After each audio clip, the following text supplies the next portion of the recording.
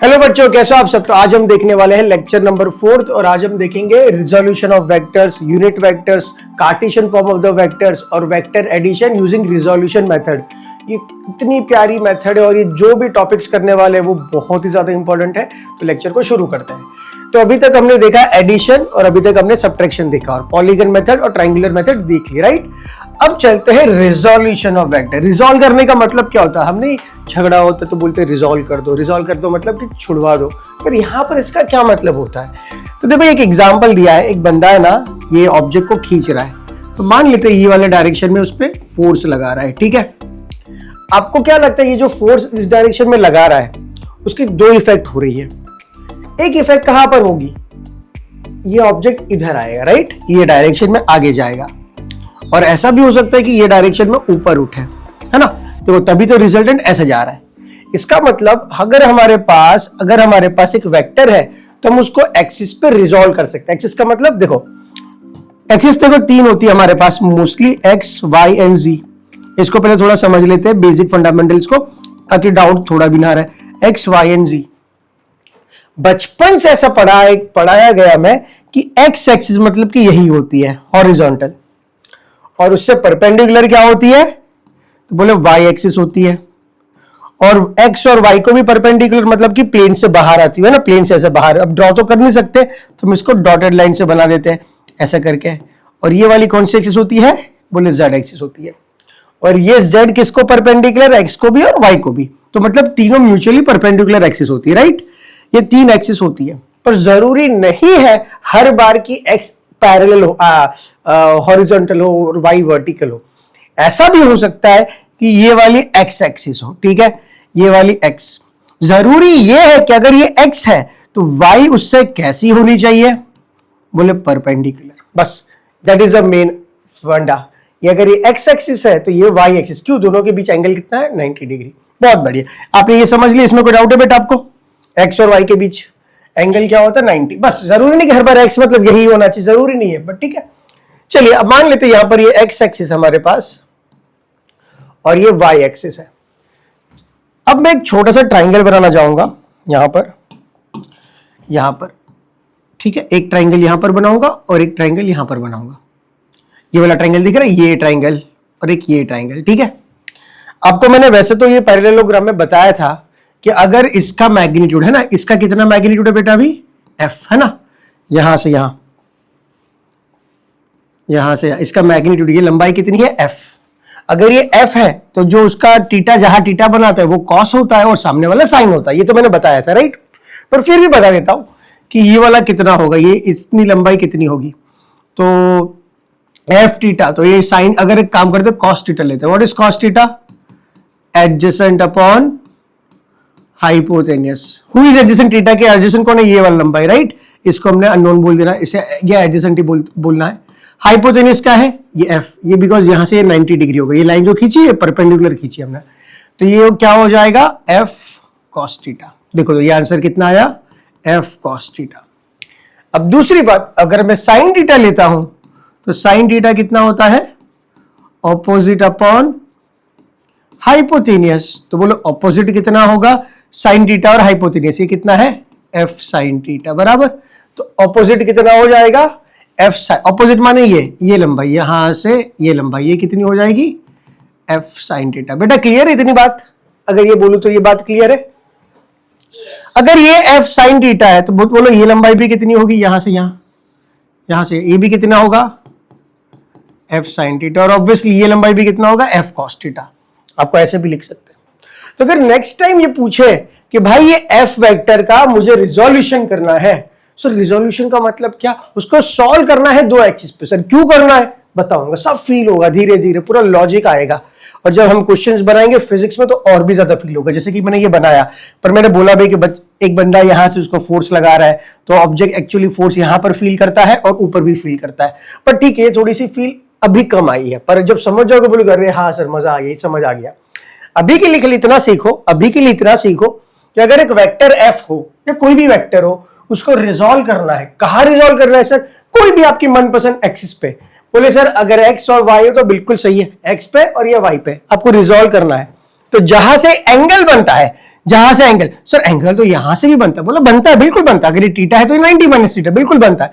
पर अगर आपको टीटा के फॉर्म में लाना है तो जहां टीटा है वहां कॉस कर, देखो देखो ये फील कर रहा हूं मैं कैसे करता हूं माइंड में, देखो ये एफ को गिरा दो एक्स पे, कितना एंगल बना है, कितना एंगल बना है टीटा, तो कॉस वाला कंपोनेंट होगा और सामने वाला क्या बन जाएगा, उसी एंगल में साइन बन जाएगा। क्या बात समझ आ रही है?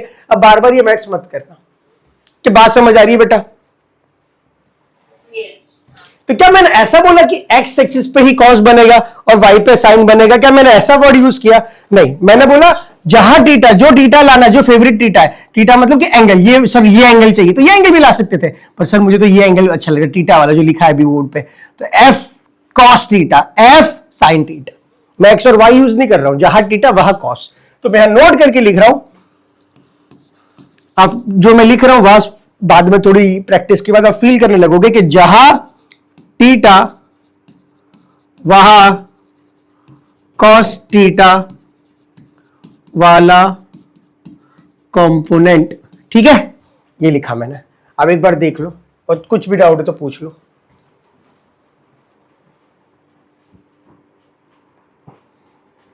कोई डाउट? नहीं। ठीक है, ठीक है, बिल्कुल सही है, ठीक है, ओके।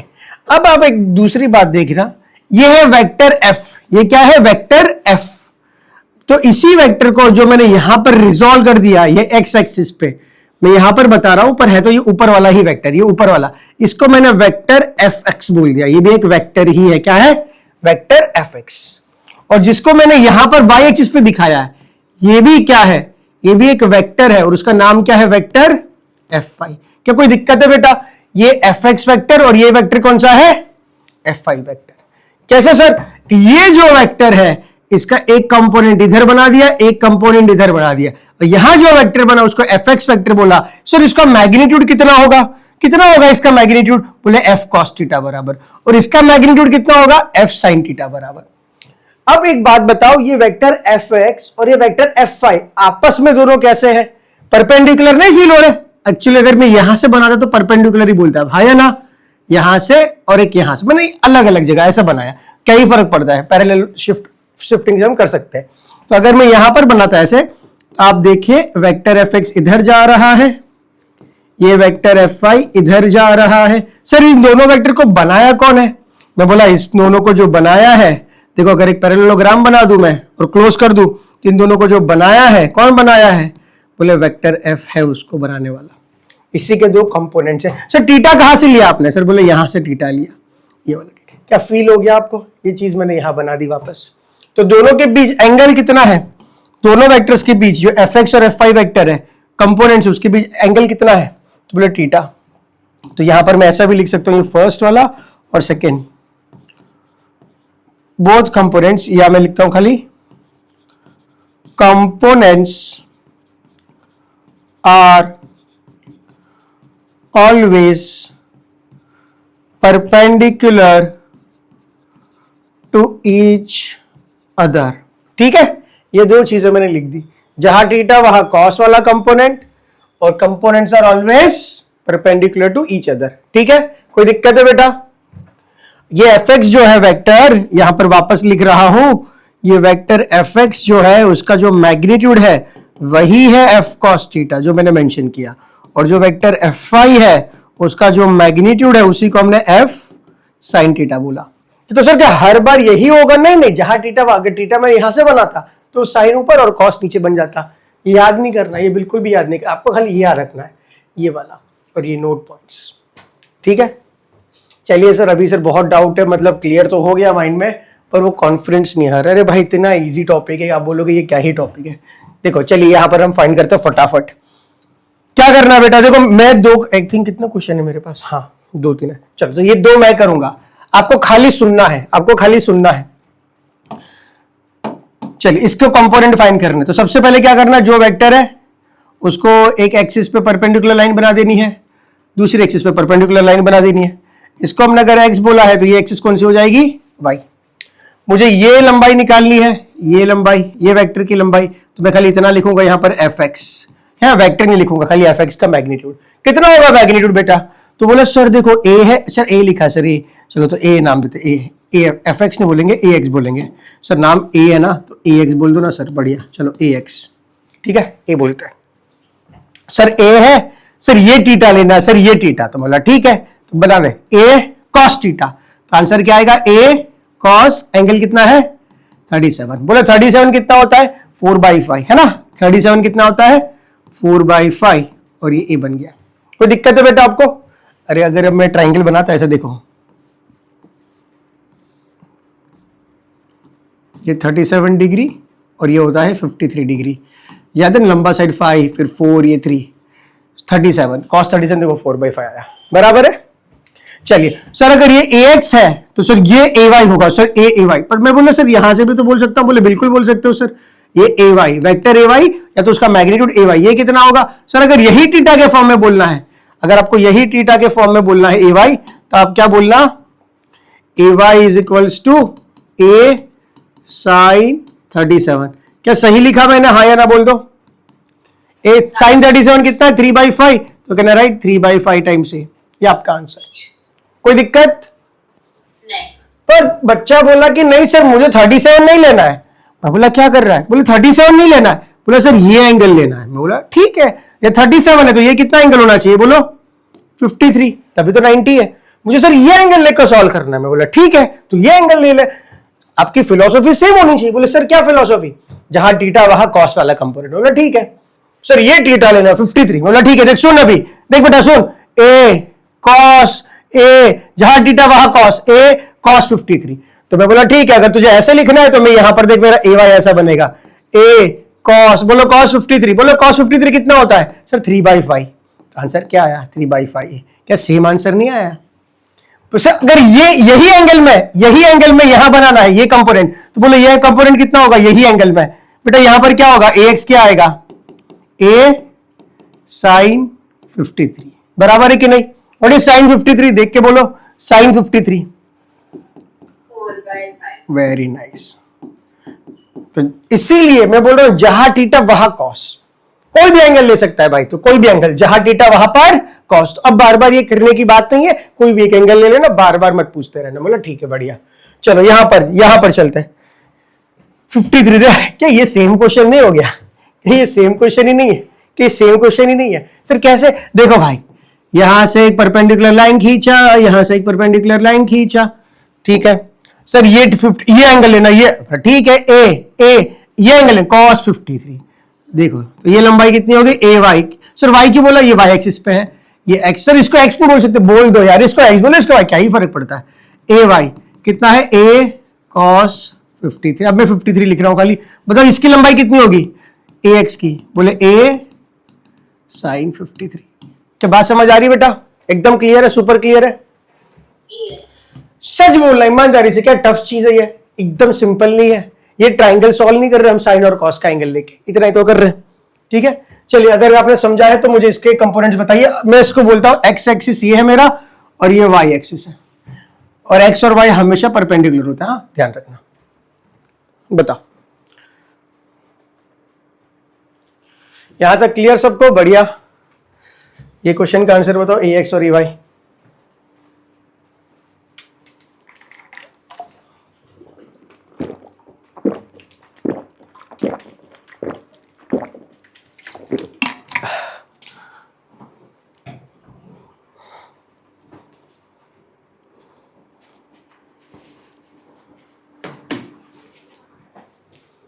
हो गया बेटा, जल्दी जल्दी।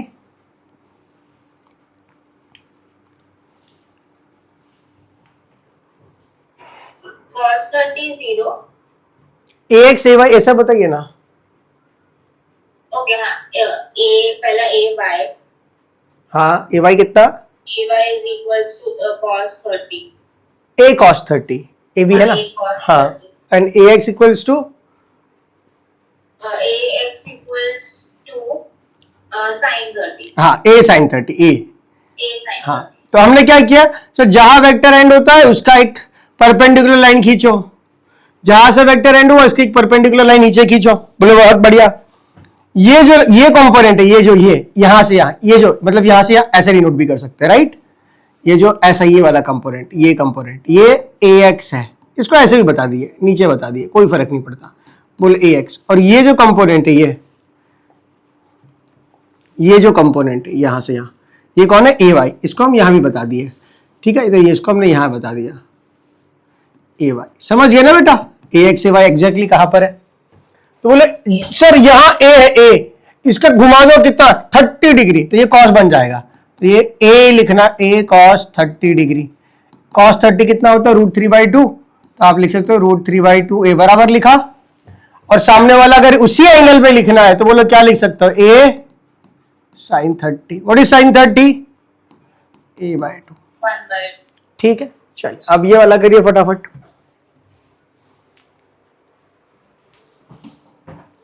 ये वाला करिए, क्या यहां से परपेंडिकुलर लाइन खींच लूं, एक बोले सर यहां खींच दो, बोले एक यहां खींच दो, परपेंडिकुलर लाइन, परपेंडिकुलर लाइन मतलब कि अब जब लाइन बनाओगे यहां से एंगल 90 बनना चाहिए, that is the meaning of perpendicular line, ठीक है।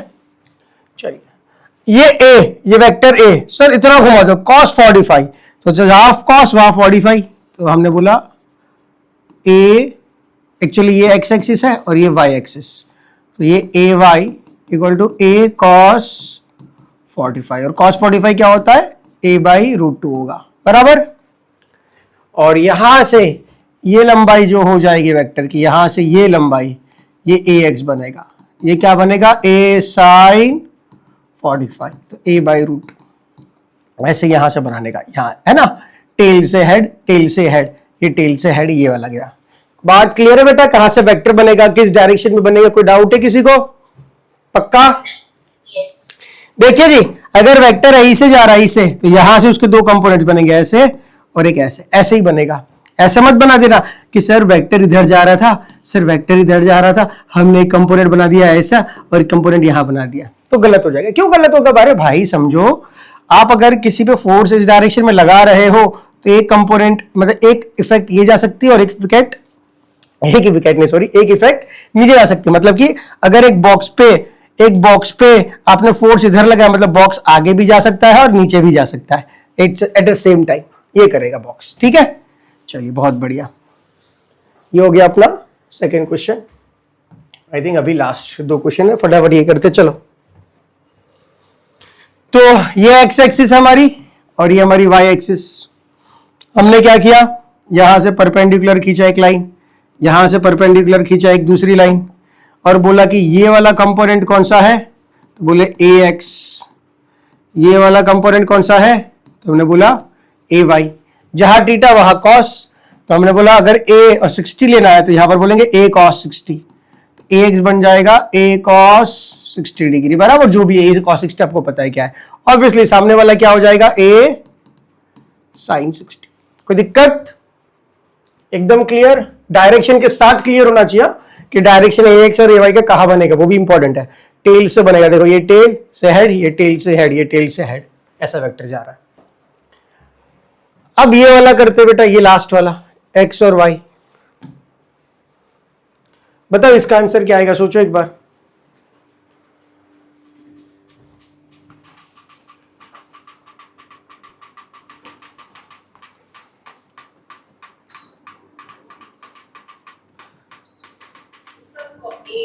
A cos 180 and A sin 180. 180 के, अब देखिए इसको ना रिजॉल्व करने की जरूरत ही नहीं है, क्यों सर, पूरा का पूरा एक्सी कंपोनेंट में, अब सोचो ना, पूरा का पूरा एक्सी में है, वाई में कितना होगा, बोले कुछ नहीं, सर घुमा भी देंगे तो कितना घूमेगा वाई में, 90, और जहां थीटा वहां कॉस, तो ये क्या बनेगा वाई पे, ए कॉस 90, और कॉस 90 क्या होता है, 0। इसका मतलब इसकी इफेक्ट वाई एक्सिस पे कितनी है, ऑन वाई एक्सिस कितनी इफेक्ट है, बोलो इसकी 0। इसका मतलब पूरा का पूरा वेक्टर किधर है, पूरा का पूरा वेक्टर एक्स एक्सिस में है, इस डायरेक्शन में है, इसका मतलब ए एक्स जो है वही ए है इस केस में, ए वाई है ही नहीं हमारे पास। I hope this part is clear, clear है बेटा, तो डाउट। Yes. चलिए बहुत बढ़िया, आगे बढ़ते हैं। हाँ ये वाला, चलो इसको रिजॉल्व करो फटाफट। मान लेते हैं ये एक्स एक्सिस है और ये वाई एक्सिस है, चलो ये एक्स एक्सिस और ये वाई एक्सिस,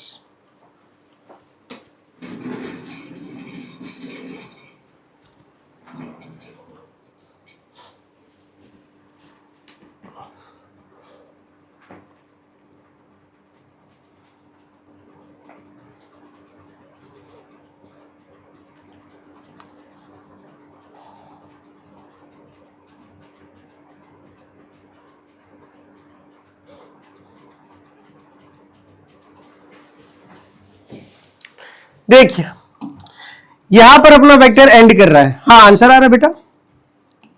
हाँ, so like इसका W cos theta और W sin theta। कहां पर W cos theta? cos theta उस साइड जहाँ थीटा है उसके right. Very nice, very superb. तो अगर मैं यहां से एक परपेंडिकुलर लाइन बनाऊं और यहां से एक परपेंडिकुलर लाइन बनाऊं, ठीक है, देखो ये हमारा पैरेललोग्राम तो बन गया, ये हमारा पैरेललोग्राम बन गया, राइट। वापस बना के दिखा रहा हूं, देखिए अगर यहां से परपेंडिकुलर लाइन बनाते हैं और यहां से एक परपेंडिकुलर लाइन बनाते हैं तो आप देखोगे कि ये हमारा पैरेललोग्राम ही बन गया और उसका डायगोनल रिजल्टेंट होता है। मतलब कि अगर हम देखें तो यहां से ये एक कंपोनेंट बनेगा और ये एक्स एक्सिस है तो ये डब्ल्यू एक्स बनेगा और यहां टेल से ही दूसरा कंपोनेंट बनेगा और टेल से जो दूसरा कंपोनेंट होगा वो डब्ल्यू वाई होगा। बराबर है बेटा, टेल से निकालना है, खाली टेल से एक्स और टेल से वाई ऐसे निकाल देना है, बस परपेंडिकुलर होंगे अपने आप ये एक्स और वाई कुछ है क्योंकि कंपोनेंट्स है। तो बेसिकली कंपोनेंट होता कुछ नहीं, ये देखिए ये होता है, ये वेक्टर है आपके पास है ना, एक वेक्टर है। आपने बोला कि काम कर इसको पैरेललोग्राम बना दे और ऐसा पैरेललोग्राम बना जो ये रिजल्टेंट डायगोनल बन जाए। तो एक साइड इसकी एक कंपोनेंट हो जाएगा, उसको आर एक्स बोल दिया और दूसरा क्या बन गया आर वाई। पर we have to make sure दोनों कैसे है परपेंडिकुलर, इसलिए हम उसको दो एक्सिस पे रिजॉल्व करते हैं जो आपस में खुद परपेंडिकुलर हो। तो पैरेललोग्राम हमेशा क्या बनेगा परपेंडिकुलर बनेगा। सो पैरेललोग्राम बेसिकली क्या बनेगा रेक्टेंगल बनेगा। ठीक है, चलो जहां थीटा वहां कॉस, तो ये डब्ल्यू नीचे है ऐसा, इसको ऐसे घुमा दो तो ये होगा डब्ल्यू कॉस थीटा और डब्ल्यू एक्स क्या बनेगा बेटा डब्ल्यू साइन थीटा। क्या बात समझ आ रही है, क्लियर है? Very nice. ये इतना यूज होगा फिजिक्स में, आप देखना, इसलिए बिल्कुल ध्यान रखना, इतना यूज होगा ये, बढ़िया। चलिए अब लास्ट क्वेश्चन आई गेस ये सॉल्व करना। Feel the component. देखिए ये ना एक फिजिक्स का एक बहुत ही फेमस शेप है, उसको वेज शेप बोलते हैं। ये जो शेप है ना, ये जो ट्रायंगल दिख रहा है राइट एंगल ट्रायंगल, इसको वेज शेप बोलते हैं। ठीक है, बहुत ही फेमस है, बहुत सारे क्वेश्चंस बनेंगे यहां से।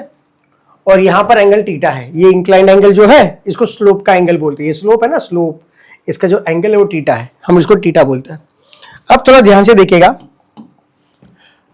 ये डब्ल्यू एम इधर है, एक ऑब्जेक्ट इधर है, उसका जो वेट है ऑलवेज एक्ट डाउनवर्ड्स, बराबर, इसको हम डब्ल्यू बोलते हैं और डब्ल्यू एम जी होता है। सर कैसे होता है फिजिक्स में पढ़ेंगे, पर आप अभी मान लो अगर आपको पहले से पता है तो बहुत अच्छा, 9-10 की नॉलेज से पता है तो बहुत अच्छा। डब्ल्यू होता है M G, mass into acceleration, ठीक है, उसी को वेट बोलते हैं, उसी को फोर्स बोलते हैं। ये ऑलवेज डाउनवर्ड्स होता है, तो डाउनवर्ड्स हमने बना दिया। अब हम इसको रिजॉल्व करना चाहते हैं कि ये वेट के कंपोनेंट को रिजॉल्व करो। रिजॉल्व करने का मतलब अब आप समझते हो कि कोई दो एक्सिस पे उसकी परछाई फाइंड करनी है। बोले बढ़िया सर हम कर लेंगे। तो बोले पर सर दो एक्सिस कौन सी चाहिए आपको? मैं बोला ठीक है देख बनाता हूं। एक एक्सिस मेरी ये वाली है। सर ये एक्सिस क्यों लिया? क्योंकि मुझे ये प्लेन जो है, स्लोप जो उसके एक पैरेलल लाइन बनानी है, उसी के अलोंग बनाना था।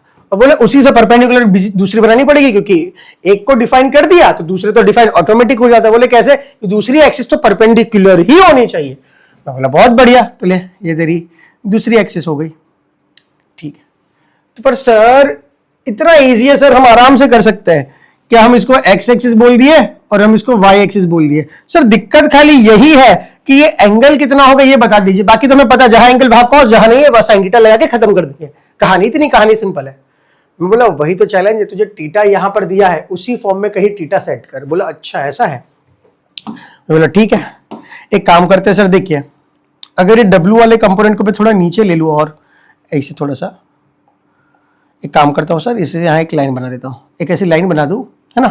तो सर ऐसा फील हो रहा है कि ये एक राइट एंगल ट्राइंगल है, ऐसा एक राइट एंगल ट्राइंगल, ऑलवेज एक downward sir, it feel like it is right angle triangle, हाँ या ना? It feels like right angle triangle.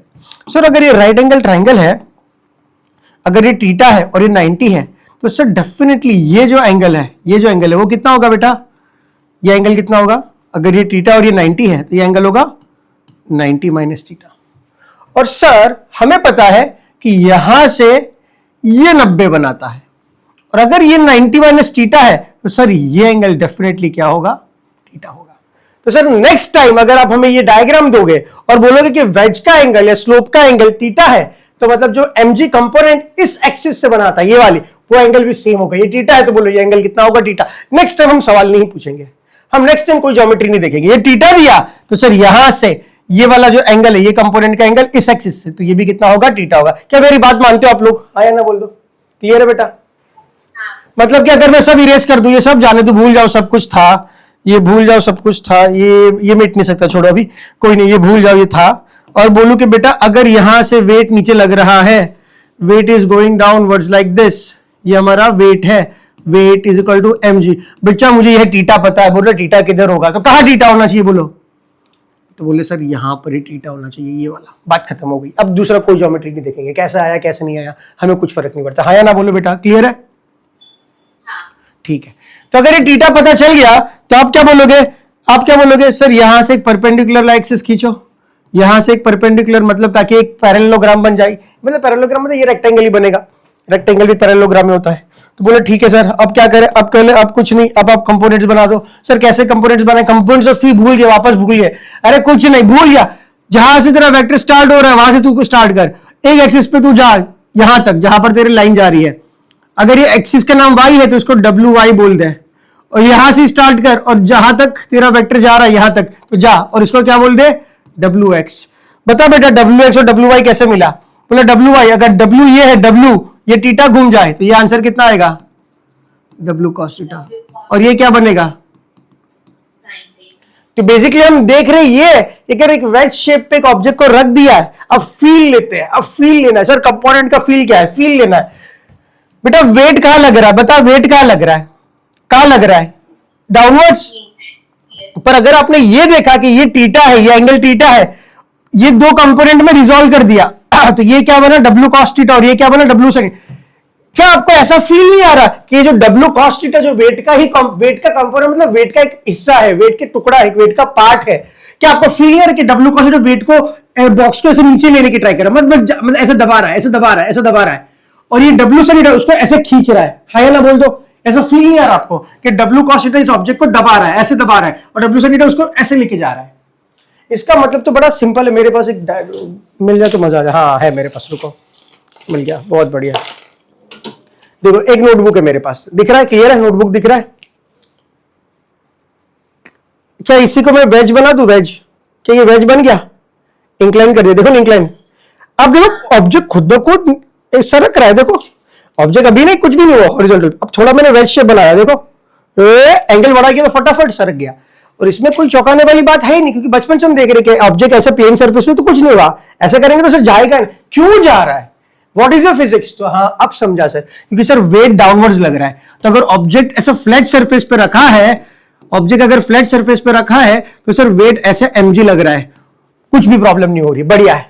पर सर जैसे ही उसको इंक्लाइन कर दे तो उसी का वेट उसी के खिलाफ काम करते, बोले सर कैसे, क्योंकि उसके दो कंपोनेंट्स बन जाते हैं, ये एक एक्सिस पे और दूसरी एक्सिस पे ही है। सर यही एक्सिस पे बनते हैं क्या, नहीं कोई भी एक्सिस पे बन सकते थे, हमने इस एक्सिस पे इसलिए बना ताकि हमें फील आ जाए, तो हमने देखा ये एक्सिस पे देखा कि ये उसको रोकने की ट्राई कर रहा है W cos थीटा, और ये कंपोनेंट उसको खींचने की ट्राई कर रहा है, और जितना बड़ा टीटा होते जाएगा, बिकॉज टीटा जैसे जैसे इंक्रीज होगा, तो मुझे बताओ क्या होगा साइन टीटा की वैल्यू, बोले सर साइन टीटा भी इंक्रीज होगा, और टीटा जैसे जैसे इंक्रीज होगा तो बोलो कॉस टीटा की वैल्यू क्या होगी, सर कॉस टीटा डिक्रीज होगा। इसका मतलब टीटा बढ़ेगा तो ये कंपोनेंट बढ़ेगा और उसको सरकाएगा, टीटा बढ़ेगा तो ये कंपोनेंट कम होगा और इसको कम रोक पाएगा, है या ना, इसलिए जितना बड़ा एंगल कर दो तो फटाफट सरक जाता है, तो फील हो गया कंपोनेंट।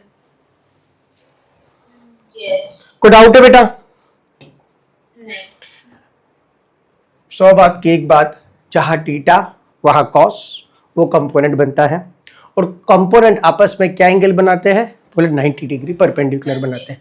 क्यों ऐसा होता है, क्योंकि सर हमेशा हम कंपोनेंट वो एक्सिस पे लेते हैं जो always perpendicular, that is X and Y axis, और जेड भी हो सकता है अगर 3D हो तो, ठीक है, ये बात है। ये तो फील व्हील तो ठीक है इंपॉर्टेंट है, पर वो इंपॉर्टेंट ज्यादा है, क्योंकि अगर वो समझ गए तो फील तो बाद में एग्जाम में लेकर आते, आई मीन फिजिक्स में लेकर आ जाएंगे, ठीक है। आगे बढ़ते हैं, सवाल, चलिए सवाल करते, पहले रीड कर लीजिए फटाफट सवाल। चलिए सवाल करते हैं और मजे लेते हैं।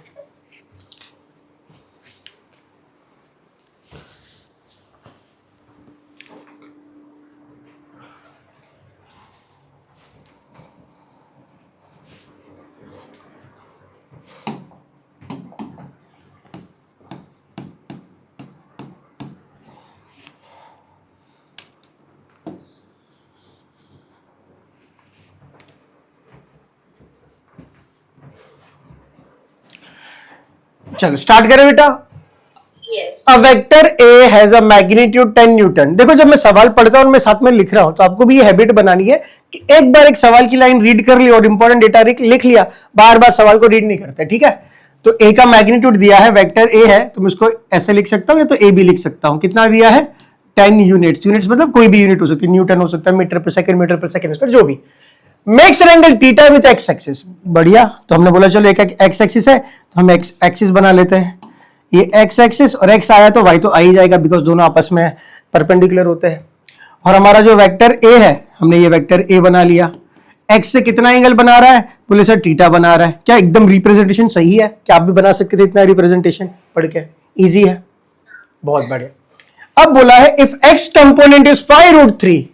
एक्स कंपोनेंट, हाँ सब याद आया, यहां से परपेंडिकुलर जाना है, यहां से परपेंडिकुलर जाना है, तो हमें जो कंपोनेंट मिलेगा इसकी बात हो रही है। और चलिए एक्स एक्सिस है तो ये ए एक्स कंपोनेंट होगा, इससे वेक्टर को ए एक्स वेक्टर बोलते हैं और इसकी लंबाई को ए एक्स बोलते हैं। ये कंपोनेंट सर थीटा है, थीटा हमें सर पता है सर ये क्या होता है, अगर ये ए है तो बोलो ये क्या हो जाएगा? ए कॉस थीटा। और ये वैल्यू दी है सर, कितनी वैल्यू दी है? बोले 5√3।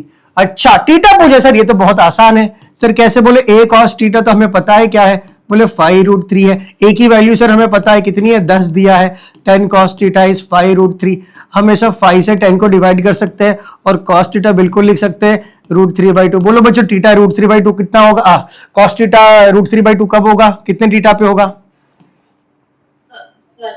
30। वेरी नाइस, ठीक है, ये आपका आंसर। कोई दिक्कत?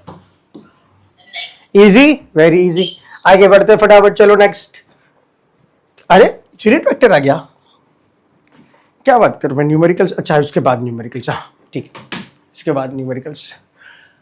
यूनिट वेक्टर तो मैंने पढ़ा दिया था जब मैं टाइप्स ऑफ वेक्टर पढ़ा रहा था, स्टार्टिंग का फर्स्ट लेक्चर, याद है कि नहीं है? यूनिट वेक्टर मैं तो पढ़ा दिया यूनिट वेक्टर। बताओ क्या होता, आप ही बताओ मुझे बेटा, क्या होता है यूनिट वेक्टर?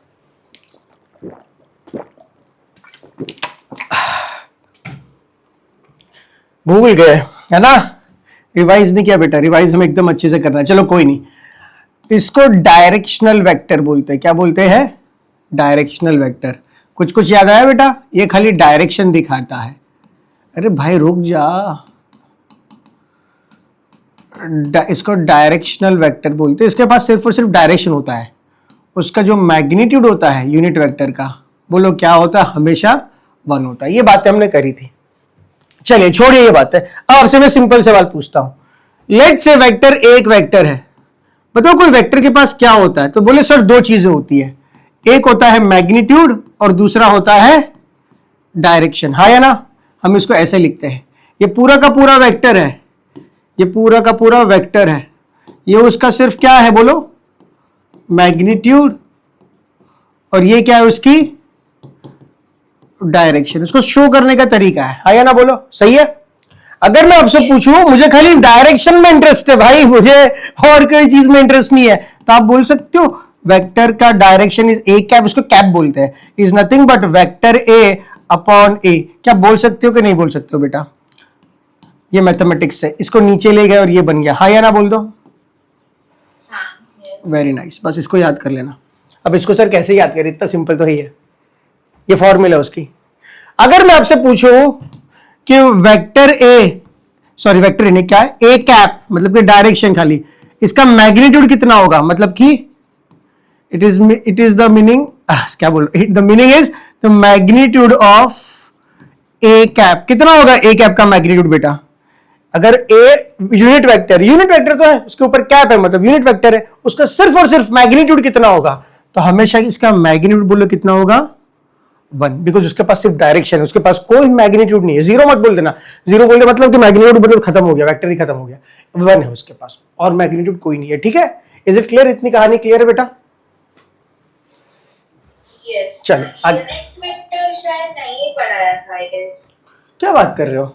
हाँ, इक्वल था, जीरो था, पैरेलल था, एंटी पैरेलल, कोलिनियर, कोप्लेन, ऐसे यूनिट तो नहीं पढ़ाई। Okay okay okay okay okay, चलो अच्छी बात है, बताया। ओके, मैंने यूनिट वेक्टर इसी के लिए छोड़ दिया था। राइट राइट राइट, ठीक है बढ़िया बढ़िया, यू आर राइट। पर अब समझा यूनिट वेक्टर क्या है? यस। ओके ओके, चलो ठीक है। हाँ, मैं चेंज कर दिया स्लाइड, पहले मैंने रखा था। ओके ओके राइट, चलो कोई नहीं। बहुत बढ़िया, आपने समझ भी लिया, बहुत अच्छी बात है, आपको याद है, अच्छी बात है। चलिए आगे बढ़ते हैं, चलो आगे बढ़े, आगे बढ़े, आगे क्या होगा, आगे क्या होगा, यूनिट वेक्टर तो हो गया हमारा। चलिए ऑर्थोगोनल आएगा, ठीक है। अब चलते हैं ऑर्थोगोनल यूनिट वेक्टर। ऑर्थोगोनल का बेटा मतलब होता है, नेक्स्ट टाइम ये वर्ड आए ना तो फटाफट समझ लेना, ऑर्थोगोनल का मतलब होता है परपेंडिकुलर। क्या होता है? परपेंडिकुलर यूनिट वेक्टर्स, एक दूसरे से परपेंडिकुलर। सबसे बेस्ट एग्जांपल क्या है परपेंडिकुलर में? बोले एक्स वाई जेड एक्सिस, वो आपस में कैसी है? बोले सर बिल्कुल परपेंडिकुलर है। तो बोला ठीक है, देख ये एक्स एक्सिस, अरे ये एक्स एक्सिस, तो इससे परपेंडिकुलर वाई एक्सिस और इससे परपेंडिकुलर जेड एक्सिस। ठीक है, ये अपन ने बना दिया। अब से हम ध्यान से सुनना मेरी बात, अब से हम ये तीनों एक्सिस को एक्स वाई जेड नहीं बोलेंगे वेक्टर में। एक्स एक्सिस क्योंकि एक डायरेक्शन है तो हम उसको बोलेंगे आई कैप। बोलो क्या बोलेंगे? आई कैप। आई कैप का मतलब समझाऊंगा, पर इसको आई कैप बोलेंगे हम। वाई एक्सिस को बोलो जे कैप और जेड एक्सिस को बोलो के कैप। क्या बात समझे कि नहीं? ये उसका नामकरण हो गया, आज एक नया नाम बना है। बोले क्या बोला? बना एक्स को आई कैप बोलेंगे, वाई को जे कैप बोलेंगे और जेड को क्या बोलेंगे? के। सर क्यों ऐसा और कैप क्यों बोल रहे हो? क्योंकि ये डायरेक्शन दिखाता है। सर नहीं समझे डायरेक्शन, देखो मैं समझाता हूं। ये एग्जाम्पल भी लिखा है, बाद में देखता हूं ये एग्जाम्पल, पहले यहां पर आ जाओ। यहाँ पे आज बहुत मजा आने वाला, बिकॉज आज पूरा वेक्टर का जो राज है कि वेक्टर कैसे है, क्यों, सब एकदम खुलेगा, बढ़िया वाला। मान लो आप इधर हो, आप चाहते हो कि मैं एक्स एक्सिस में जाऊं, मेरा डिस्प्लेसमेंट हो एक्स एक्सिस में।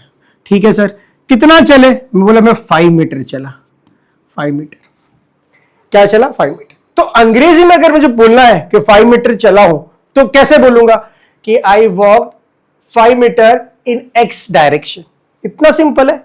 या तो मैथमेटिकली अगर बोलना हो तो पता मैं अब क्या बोलूंगा? फाई आई कैप। क्या बात समझे कि नहीं? बच्चे सब समझ आएंगे। फाई मतलब मैग्नीट्यूड, आई कैप मतलब डायरेक्शन। तो ये वेक्टर बन गया, मैग्नीट्यूड और डायरेक्शन, ये पूरा पूरा क्या बन गया? बोलो वेक्टर बन गया। इसको मैं S1 बोल देता हूं, ये वेक्टर बन गया। यही है वेक्टर। क्यों वेक्टर है? उसके पास मैग्नीट्यूड भी है और उसके पास डायरेक्शन। तो ये क्या है उसका? सर ये है उसका मैग्नीट्यूड और ये क्या है उसकी डायरेक्शन। तो ये बन गया वेक्टर। क्या फील आया आपको? फाई आई कैप। पर सर अगर मैं ऑपोजिट डायरेक्शन में चल रहा तो एक्स के।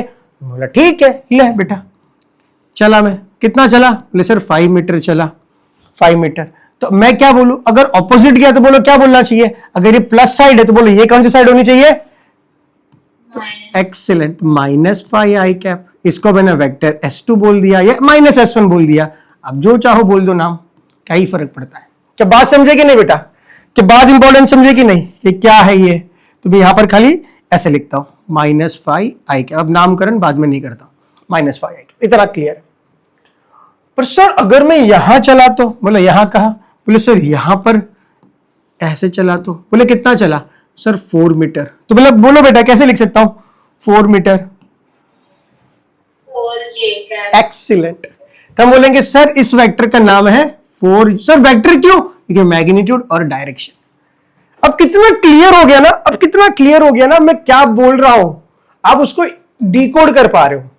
अंग्रेजी में तो ऑब्वियसली बोलूंगा 4 मीटर इन वाई डायरेक्शन, ऊपर वाली डायरेक्शन, कुछ भी बोल सकता हूं, या नॉर्थ ईस्ट वेस्ट साउथ, वो भी यूज कर सकता हूं। अंग्रेजी तो बहुत शानदार है, हम कुछ भी यूज कर सकते हैं। मैथ्स उससे भी शानदार है। क्यों? खाली बोलूंगा 4j कैप। आप पूछोगे सर डिस्प्लेसमेंट कितना? मैं बोला 4j कैप, बस कुछ नहीं। पर आप सब समझ जाओगे, हाँ 4j कैप मतलब एक्स एक्सिस के पॉजिटिव में 4 कदम निकले सर, 4 मीटर चले। सिमिलरली अगर मैं यहां पर बोलता ऐसे जाता, ऐसे देखो 10 मीटर चल लिया, ये पॉजिटिव जेड मान लेते हैं। बोलो आंसर क्या आएगा? इसका आंसर क्या है? वेक्टर क्या बनेगा? 10k cap. Very nice, super. Clear हो गया? ऑर्थोगोनल यूनिट वेक्टर आई जे के। आई जे के क्या है?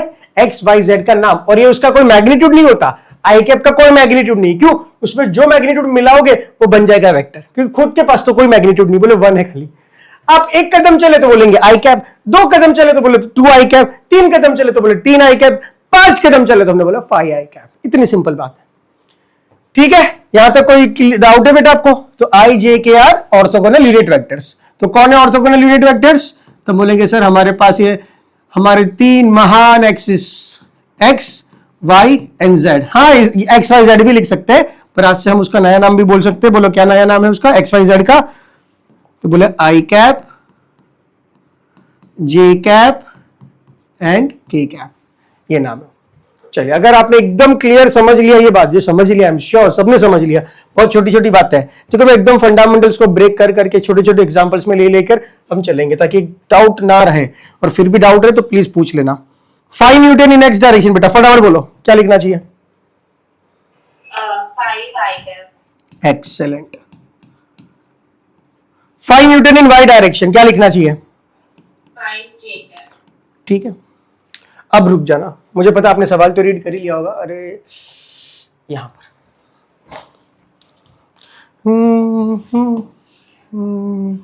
चलो यहां पर आ गया, ये एक्स एक्सिस, ये वाई एक्सिस। सर मैं तो ऐसे चला, ऐसे चला, ऐसे, और यहां पहुंच गया।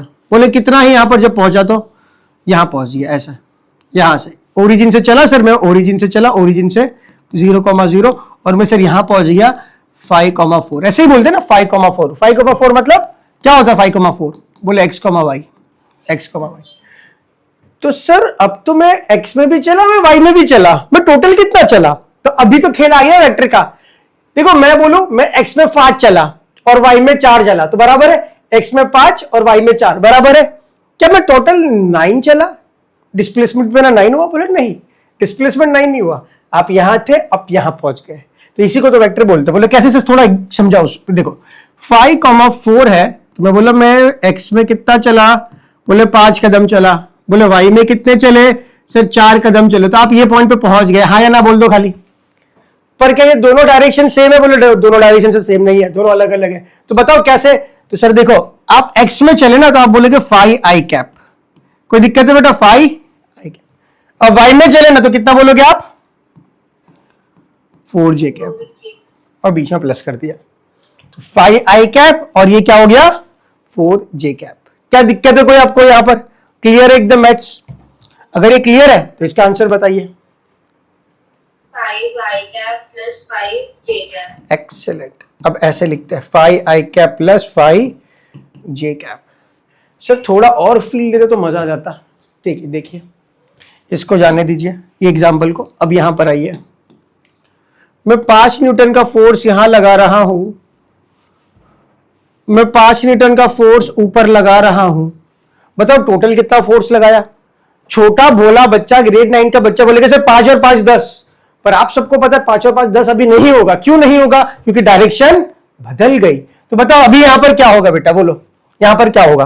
तो बोलेगे सर 5 x में लगाए तो 5 I कैप लगाए, 5 J में y में लगाए तो 5 J कैप लगाए। टोटल एडिशन पूछ रहे हो तो सर ये आंसर आएगा, ये आंसर आएगा, ये वाला आंसर आएगा। ठीक है, कोई दिक्कत है बेटा? क्या एकदम एक्टिंग करके बड़ा प्लस साइन डालते हैं। हम प्लस इसलिए बोले, यहां पर मैंने प्लस इसलिए बोला कि इन दोनों का मुझे रिजल्टेंट चाहिए, एडिशन चाहिए। मैंने बोला रिजल्टेंट एडिशन वाला चाहिए इन दोनों का, इसलिए मैंने प्लस बोला। टोटल कितना फोर्स है?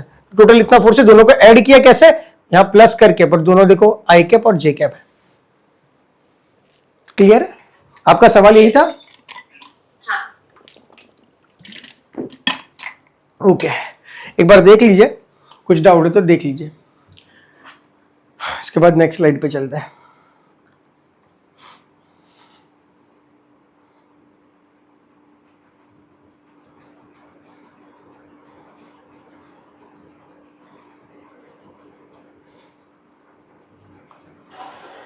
Yes. क्लियर? ओके, बहुत बढ़िया। चल आगे चलते हैं।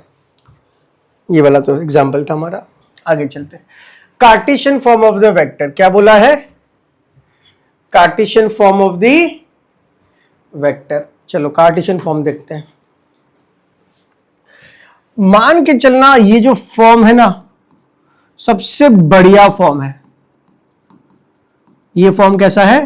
बोले सबसे बढ़िया फॉर्म है। फॉर्म मतलब कि जो उसका फॉर्मूला बनेगा सबसे बढ़िया, क्योंकि यहां पर अगर ये कार्टेशियन फॉर्म दिया ना, आप कुछ भी कर सकते हो उसके साथ, कुछ भी। तो बोले कार्टेशियन फॉर्म होता ही क्या है? बोले पूरा वेक्टर फील करवा देता है कार्टेशियन फॉर्म, पूरा वेक्टर फील करवाता है। बोले सर समझे नहीं थोड़ा।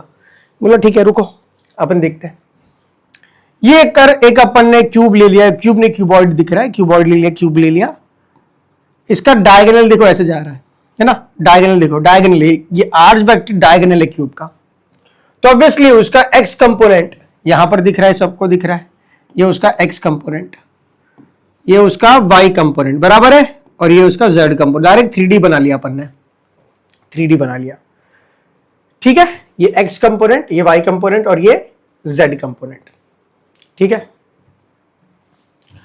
अब ये वाला जो कंपोनेंट है आर एक्स, ये वेक्टर जो बन रहा है आर एक्स वेक्टर, थोड़ा ध्यान से देखना, ये आर एक्स जो वेक्टर बन रहा है, क्या उसको मैं ऐसे लिख सकता हूं? R X vector is nothing but, R X एक कंपोनेंट होगा R X into I cap, because ये एक्स एक्सिस में जा रहा है। इसको बिल्कुल लिख सकता हूं आर एक्स उसका मैग्नीट्यूड और उसका डायरेक्शन क्या है? I cap. तो उसको लिख सकता हूं R X into I cap. Similarly R Y vector को बेटा कैसे लिख सकता हूं? R Y J cap. और सिमिलरली आर जेड वेक्टर को कैसे लिख सकते हैं? R Z K cap. इसमें कोई दिक्कत है? कोई भी वेक्टर के पास दो चीजें होती है, बोले सर कौन सी? एक मैग्नीट्यूड और एक डायरेक्शन, दोनों दोनों पास है, आई जे के। क्योंकि ये एक्स और वाई और जेड में है, इसलिए मैं फटाफट लिख पाया। इसलिए अगर ऐसा वेक्टर होता कोई मेरे पास ऐसा, तो मैं फटाफट इतना लिख नहीं पाता, फिर मुझे उसको सॉल्व करना पड़ता, फिर उसको ऐसे करना पड़ता। पर अभी मेरे पास डायरेक्टली ये वेक्टर बोले किधर है? ये एक्सिस, और हमारा वेक्टर बोले सर इधर ही है, तो इसका मैग्नीट्यूड कितना है सर? 5 है। डायरेक्शन क्या बोले? एक्स है, तो इसको 5 आई कैप लिख सकता हूं, अभी मैंने पढ़ाया है ना। सर ये वेक्टर इधर है, ये वेक्टर इधर है, 4 है, 4 वाई में है, तो 4 जे के फटाफट लिख दिया। सर ये वेक्टर इधर है, इसका नाम सर पता है, मैग्नीट्यूड पता नहीं है, इसका नाम पता है R X, R X vector X axis में। तो बोले अच्छा R X into I cap, उसका मैग्नीट्यूड कितना होगा? आर एक्स बराबर होगा। क्या क्लियर है यहां तक? कोई दिक्कत है यहां तक? नहीं। चलो बहुत बढ़िया। अब मुझे आर वेक्टर फाइंड करना है। बोले आर वेक्टर कई कंपोनेंट्स है, R X, R Y, R Z. R vector ने ही बनाया R X, R Y, R Z को। मतलब बोले हाँ जी, आर वेक्टर ने ही बनाया आर एक्स, आर वाई और आर जेड को।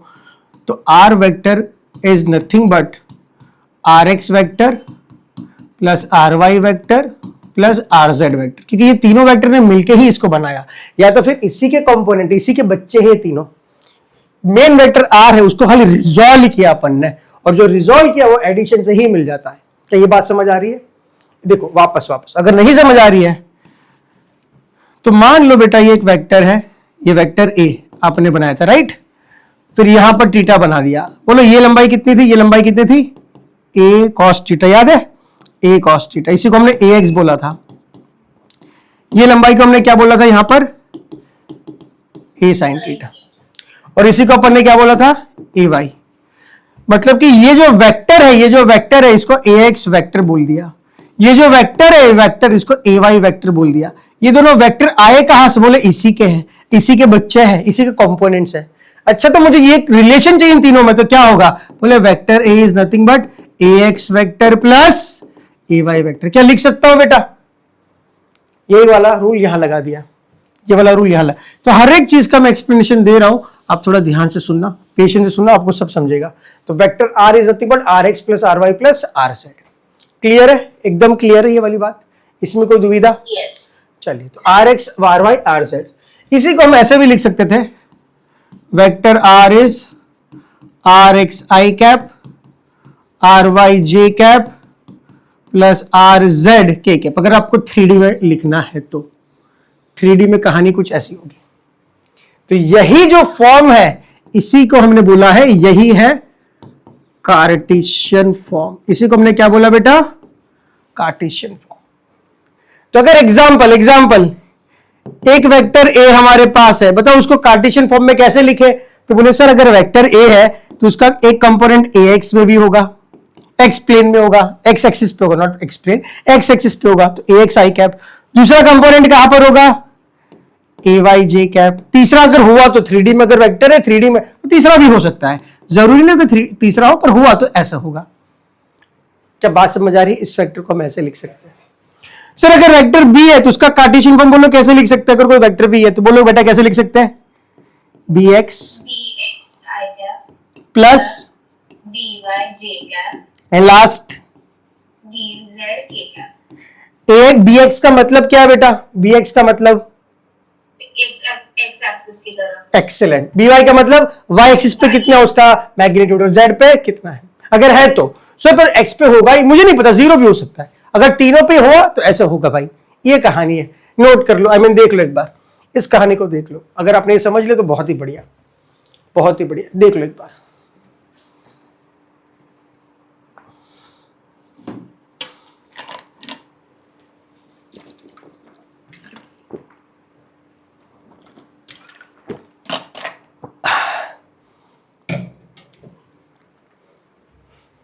एक मिनट देखना क्या है ये। अच्छा वापस यही डायग्राम।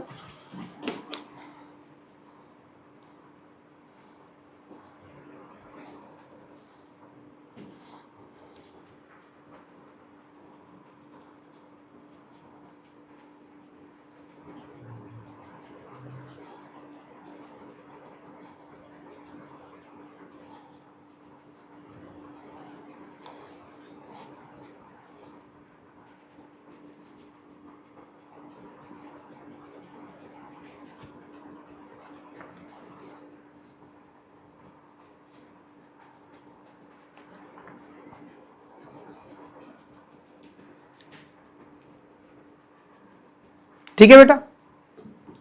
Yes. क्लियर एकदम? Yes. चलिए ठीक है। अब मैं कहानी दूसरी बता रहा हूं। अब 2D में बना लेते प्लेन के। 2D में तो हमारे पास दो एक्सिस है बेटा, ये x और एक y, और यहां पर हमने वेक्टर r बना दिया। ठीक है 2D में। Let's say vector r alpha angle बना रहा है विथ x एक्सिस, ये अपनी x एक्सिस और ये y एक्सिस, अल्फा एंगल बना रहा है x एक्सिस के साथ। ठीक है, तो हम क्या बनाएंगे, यहां पर अपन बना देंगे ये कंपोनेंट और ये बना देंगे ये वाला कंपोनेंट। अब सबको पता है ये कंपोनेंट क्या होगा, आर एक्स नाम होगा, ऑब्वियसली आर कॉस अल्फा। और यहां पर जो कंपोनेंट होगा उसका नाम क्या होगा बेटा, आर वाई। ठीक है, बस अब मैं खाली दो कंपोनेंट लेके बात करूंगा क्योंकि मोस्टली हम 2 डायमेंशनल चीजें करेंगे। मोस्टली 3D आए तो भी कोई फर्क नहीं पड़ता, बट 2 डायमेंशनल बात करेंगे। आर एक्स और आर वाई। तो आर वेक्टर किससे बना है, बोले आर एक्स और आर वाई। तो कहना राइट नाउ अगर ये दो वेक्टर से ही बना है तो हम उसको ऐसा लिख सकते हैं R X vector plus R Y vector. हाँ या ना बोल दो बेटा। Yes. तो ये अपना हो गया ये वाला। या तो उसका कार्टेशियन फॉर्म में लिखना है तो हम ऐसे भी लिख सकते हैं vector R. R X vector होता ही क्या है, बोले आर एक्स और आई कैप में है, इसका आर वाई मैग्नीट्यूड और है ये जे कैप में। ये हो गया उसका कार्टेशियन फॉर्म, ये हो गया उसका कार्टेशियन फॉर्म। दो वेक्टर का एडिशन करना है और मैं आपसे पूछूं मैग्नीट्यूड ऑफ वेक्टर आर कितना होगा, तो फटाफट बोलिए कितना होगा magnitude of vector R. Sir दो वेक्टर का एडिशन हम सबको पता है, A square plus B square plus 2ab cos theta, है ना। A square plus B square, A मतलब magnitude of this. What is magnitude, A इसका ए तो नहीं दिख रहा है, क्या है मैग्नीट्यूड, क्या दिख रहा है मैग्नीट्यूड RX. इसका, क्या R Y square plus 2 times R X R Y cos theta. What is theta, angle between R X and R Y. Theta क्या है बेटा इधर, angle between R X and R Y. कितना angle होता है components के बीच, कितना angle होता है, तो ये तो हमेशा कितना हो जाएगा, 0, क्योंकि तो 90 बनेगा। तो मैग्नीट्यूड ऑफ आर बोलो कितना होगा, रूट ऑफ आर एक्स। तो जब भी अपन कार्टेशियन फॉर्म है हमारे पास और उसका बोले मैग्नीट्यूड निकालना है तो हमें खाली जो magnitude R X R Y उसका खाली स्क्वायर कर देना है। क्या कर देना है, स्क्वायर कर देना है। Is it clear everybody. तो देखो सिंपल, एक और स्लाइड ऐड कर देता हूं, भले स्लाइड बढ़ जाए कोई दिक्कत नहीं। हमारे पास एक वेक्टर ए है सर, हाँ जी वेक्टर ए, उसको कार्टेशियन फॉर्म में लिखो। चलो एकदम नोट करके लिख देता हूं, नोट फॉर्मूला बना के लिखता हूं। वेक्टर ए को बोलो कार्टेशियन फॉर्म में कैसे लिख सकते हैं, तो बोलो sir A X I cap plus A Y J cap. 2D में खाली 2D में बता रहा हूं, 2D में। अच्छा ए मैग्नीट्यूड कितना होगा, तो डायरेक्टली बोलते ना रूट ऑफ ए एक्स का स्क्वायर प्लस ए वाई का स्क्वायर। बात समझे कि नहीं, ऐसा डायरेक्टली बोल देना, कोई दिक्कत। पर सर अगर वेक्टर 3D में हुआ तो 3D में बोला कोई प्रॉब्लम नहीं, 3D में वेक्टर है तो ऐसे लिख बेटा, लिखना सीख ले, ax i cap ay j cap और थर्ड क्या होगा बेटा, ऐसा होगा। तो तू मैग्नीट्यूड जब फाइंड करना हो ए का पूरा, क्योंकि तीनों कंपोनेंट्स है, ax ay az खुद क्या है, कंपोनेंट्स, तो आंसर यही आएगा, ax का स्क्वायर ay का स्क्वायर az का स्क्वायर। पर ये ax ay az है क्या, what is ax ay az, ये तीनों आपस में कौन है, ये तीनों कंपोनेंट्स है। कंपोनेंट्स का मतलब आपस में एंगल क्या बना रहे होंगे, 90 डिग्री, इसलिए डायरेक्ट स्क्वायर आ गया।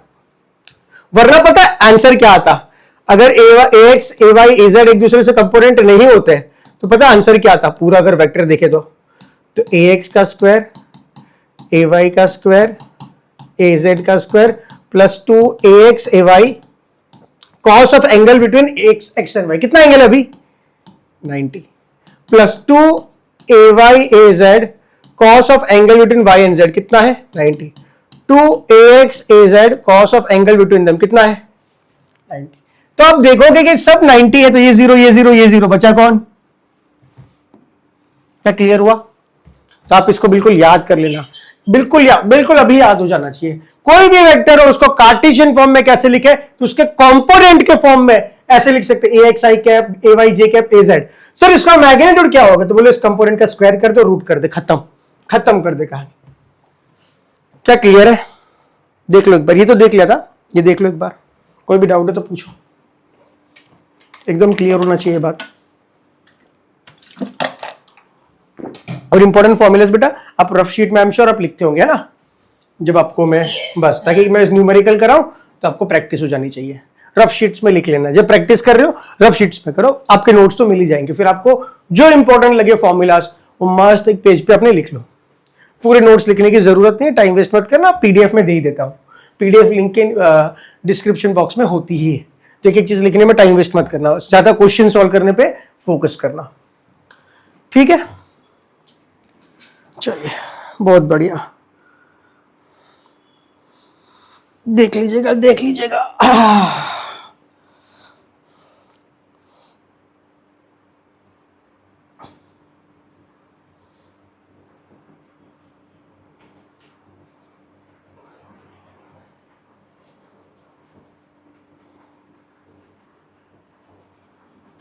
यस हो चलिए हो गया, बहुत बढ़िया। अब चलते हैं नेक्स्ट पार्ट पे, यही इंपॉर्टेंट था, सबसे इंपॉर्टेंट। अगर स्लाइड मेरे से पूछोगे कि अभी तक जो पढ़ा है वो सबसे इंपॉर्टेंट स्लाइड को, तो सबसे इंपॉर्टेंट यही स्लाइड था बेटा, जो मैंने अभी बताया, ये वाला सबसे इंपॉर्टेंट स्लाइड यही था, सबसे इंपॉर्टेंट। यहाँ से फॉर्मूलाज जो बनी है, यहाँ जो कार्टेशियन फॉर्म बना है उसको अगर आपने समझ लिया तो खत्म। मैं बहुत डीप में कॉन्सेप्ट पढ़ाता हूँ इसलिए बहुत चीजें दिखाता हूँ, पर कंफ्यूज ना होना, साथ में चलते रहना और कॉन्सेप्ट समझते रहना। अब देखो मैं यहाँ पर एक और चीज 3D बता रहा हूँ, 3D में डायरेक्ट एक 3D का चीज बता रहा हूँ। यहां से कोई क्वेश्चन ज्यादा बनते नहीं है बेसिकली, पर आपको कॉन्सेप्ट एकदम सुपर क्लियर होगा। 3D में वेक्टर आ रहा है, 2D में नहीं है, 3D में वेक्टर आ रहा है। तो अगर 3D में है तो ये वेक्टर आर ऐसा, आप समझ में वेक्टर आर किधर है। अब मैं आपको कैसे बॉक्स में बताऊं, मेरे पास बॉक्स भी नहीं। अब समझ रहे हो, डायग्राम देख रहे हो, इट्स लाइक दिस। एक बार मेरी तसल्ली के लिए खाली देख लो, ऐसा है। वेक्टर आर पता है कहां पर है, अगर मैं इसमें बताऊं, ये बॉक्स है, हाँ, तो वेक्टर आर यहां है, ये है वेक्टर आर, समझ पा रहे हो, डायगोनल है, ये बॉक्स का डायगोनल है, ये बॉक्स का डायगोनल है वेक्टर आर। मतलब कि ये जो बॉक्स का ये वाला जो पार्ट है, इसका ये कॉर्नर, और ये जो बॉक्स का ये वाला पार्ट है उसका ये कॉर्नर, और फिर ये वेक्टर आर बनता है। तो ये 3D में है, 2D में नहीं है। 2D में होता ना तो कोई एक प्लेन में होता, ये 3D में इसलिए दो ऐसे जा रहा है, दो प्लेन्स को कनेक्ट कर रहा है, समझ आ रहा है। ये एक प्लेन है, ये एक प्लेन, इस दोनों के कॉर्नर्स को ऑपोजिटली कनेक्ट करता है, तो ये वेक्टर अपना आ रहा है।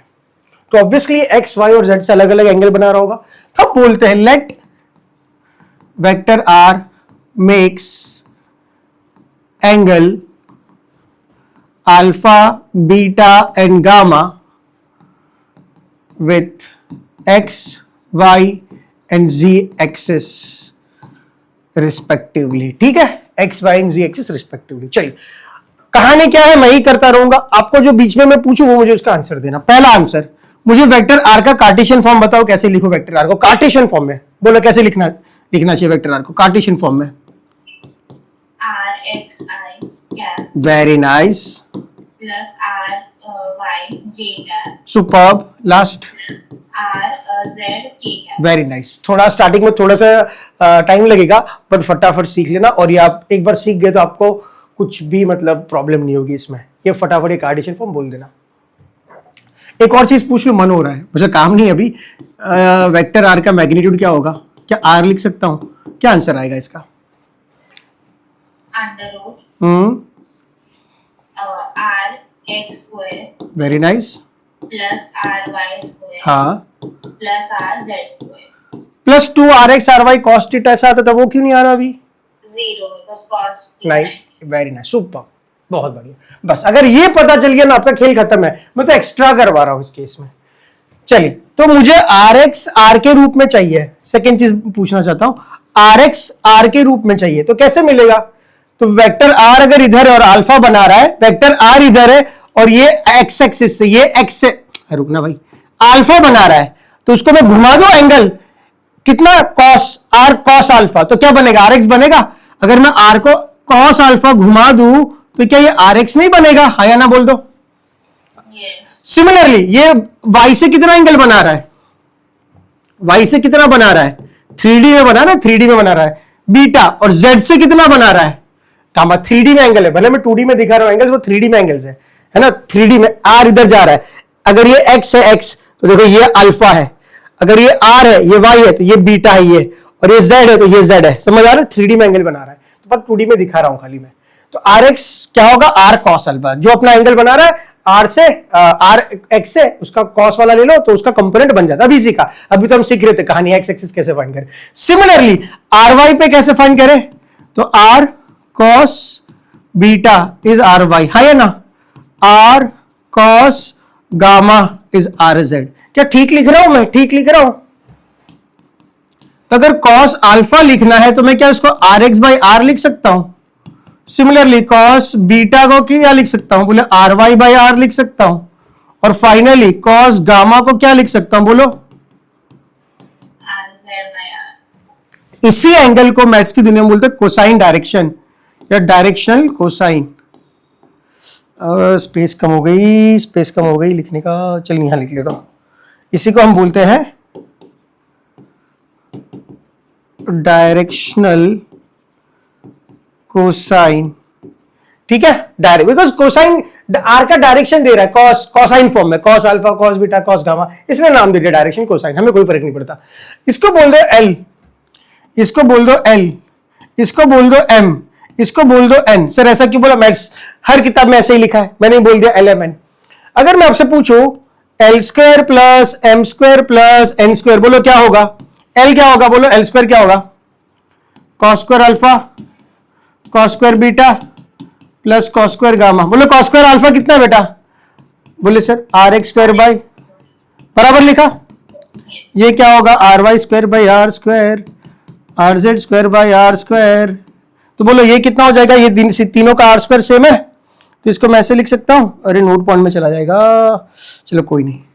ऊपर आएगा R X square plus R Y square plus R Z square, नीचे आ जाएगा कौन आएगा? R square. क्या आर स्क्वायर यही तो है? R X square R Y square R Z square. क्या इसको मैं कैंसिल कर सकता हूं पूरा का पूरा और बोल सकता हूं ये क्या बनेगा? 1। तो ये बेसिकली क्या बनेगा? 1 बनेगा। तो सर इससे प्रूव क्या करना चाहते थे? तो प्रूव कुछ भी नहीं करना चाह रहा हूं, बस बता रहा हूं कि फ्लो बता रहा हूं। देखो 3D में ऐसे कर सकते थे। क्या बात समझ आ रही है मेरी? कोई दिक्कत है आपको? एकदम पक्का है? एक बार रीड कर लीजिए। आपने जो ये दो चीज बताई ना मुझे, ये दोनों चीजें जब बोली ना, बस खेल खत्म। अगर आपने ये दोनों चीज समझ ली, खेल खत्म। ये तो एक्स्ट्रा चीजें करवाई है मैंने, खेल खत्म हो गया। बहुत बढ़िया, कार्टेशियन फॉर्म बता दिया आपने, मैग्नीट्यूड बता दिया कार्टेशियन फॉर्म से, खेल खत्म हो गया।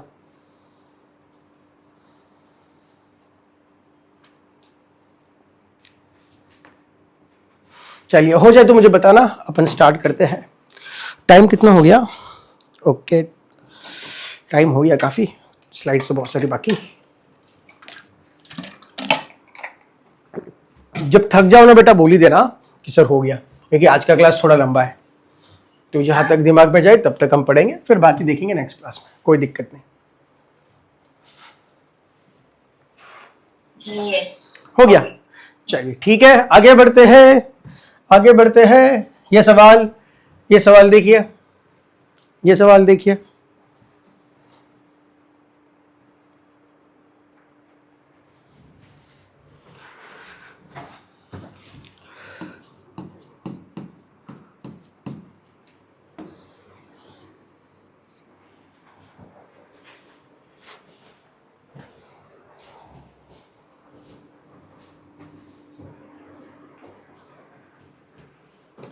देखिए, a vector A is written as, अच्छा वेक्टर ए ऐसे लिखा है, कैसे लिखा है?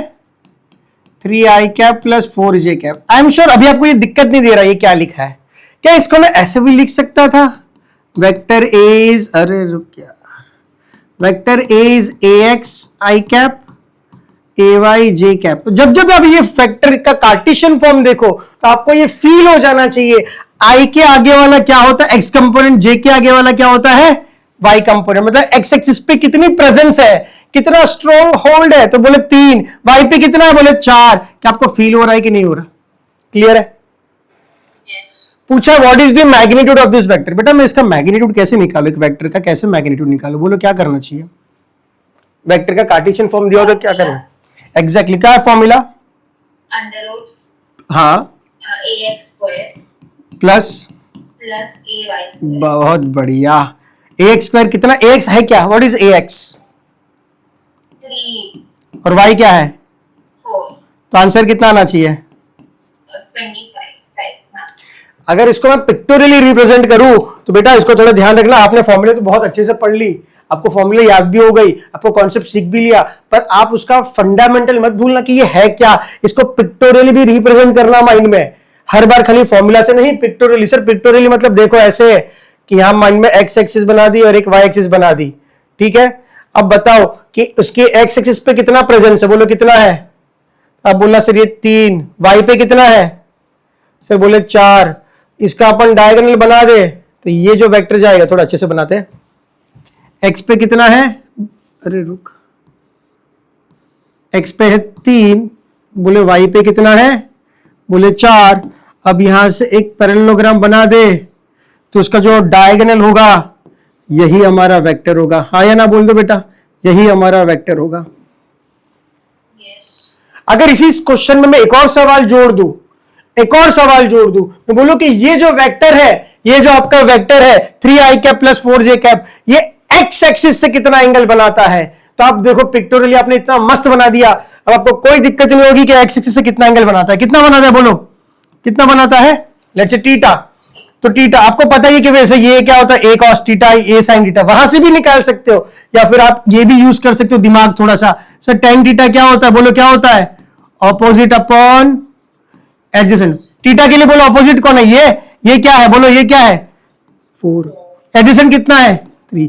4/3 कब बनता है? बोले सर देखो थीटा ऐसा बना दो 90 डिग्री, ये 37, ये 53, लंबा वाला 5, उसके सामने 4 और ये 3, 4/3 मतलब आंसर कितना आना चाहिए? थीटा कितना आना चाहिए बोलो? अगर मैं पूछता वाई एक्सिस से कितना एंगल बना रहा है, बोलो कितना आंसर आता? 37। देखा कितने मल्टीपल क्वेश्चंस बना सकते हैं, ऐसे थोड़ी खाली मैग्नीट्यूड फाइंड करना है, मल्टीपल क्वेश्चन बन सकता है। आपको कॉन्सेप्ट एकदम क्लियर होना चाहिए भाई, एकदम कॉन्सेप्ट क्लियर होना चाहिए। चलिए ठीक है आगे बढ़ते हैं। ये नेक्स्ट सवाल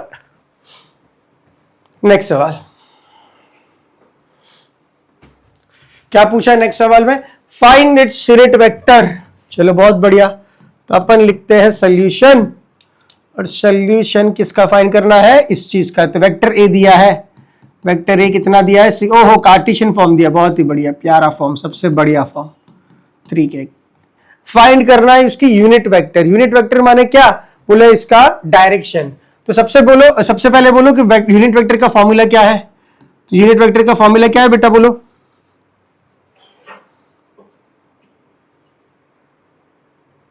भूल गए, भूलना नहीं है। यूनिट वेक्टर देखो, कोई भी वेक्टर कैसे बनता है? देखो मैग्नीट्यूड और डायरेक्शन है ना, तो डायरेक्शन क्या होगा? Vector upon its magnitude. ऐसा बोला, ऐसे बोल दो फटाफट, समझे कि नहीं? इतना फास्ट। तो बोले ए वेक्टर का डायरेक्शन क्या है? तो बोले vector A upon its magnitude. चलो तो काम करो, पहले मैग्नीट्यूड फाइंड कर लो क्योंकि आपको मैग्नीट्यूड चाहिए। अब बताओ how to find the magnitude of a given vector. बोलो सर कार्टेशियन फॉर्म में बहुत ही प्यारा फॉर्म है, उसका जो भी मैग्नीट्यूड है कंपोनेंट्स उसका स्क्वायर कर दो। तो बोले 6 का स्क्वायर कर दो प्लस 2 का, सर -2 कोई फर्क नहीं पड़ता, 2 का स्क्वायर खाली मैग्नीट्यूड लेना है, और 3 का स्क्वायर, और वैसे भी -2 का स्क्वायर 2 ही तो होगा, आई मीन 4 ही तो होगा। ठीक है, तो यहां पर कितना आया 36 प्लस 4 प्लस 9 रूट 49, रूट 49 कितना आता है 7। तो ए कैप बोलो कितना आया 6i cap minus 2j cap plus 3k cap divide by 7, ये आपका आंसर, ये है यूनिट वेक्टर। क्या दिक्कत है कोई?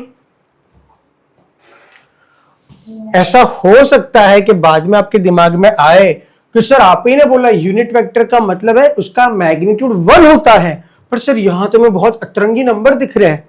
अरे मैं अभी भी बोल रहा हूं उसका मैग्नीट्यूड 1 होता है। अगर आपको मेरी बातों का विश्वास नहीं हो रहा है तो मैं देखो उसका मैग्नीट्यूड निकाल के दिखा रहा हूं, पर नेक्स्ट टाइम प्लीज डाउट मत करना। इसका मैग्नीट्यूड बोलो कितना होगा, कि इस वेक्टर को हम ऐसे लिख सकते हैं, ये वेक्टर ही है, यूनिट वेक्टर है, यूनिट वेक्टर मतलब मैग्नीट्यूड 1 है, पर सर दिख तो रहा है 6/7, हाँ है, सब दिख सब रहा है, बट है उसके पास 1 ही। क्या इसको मैं ऐसे लिख सकता हूं बेटा, बोल दो डिवाइड करके, ठीक लिख रहा हूं? इस वेक्टर का मैग्नीट्यूड कैसे निकाले, ये वेक्टर है हमारे पास, कार्टेशियन फॉर्म वाला मैग्नीट्यूड आप सबको पता है कैसे निकालते हैं, रूट करना है, क्या करना है बोले सर रूट करना है और मैग्नीट्यूड का स्क्वायर करना है। 6/7 है उसका स्क्वायर करना है, फिर कौन है 2/7 है उसका स्क्वायर करना है, फिर कौन है 3/7 उसका स्क्वायर करना है।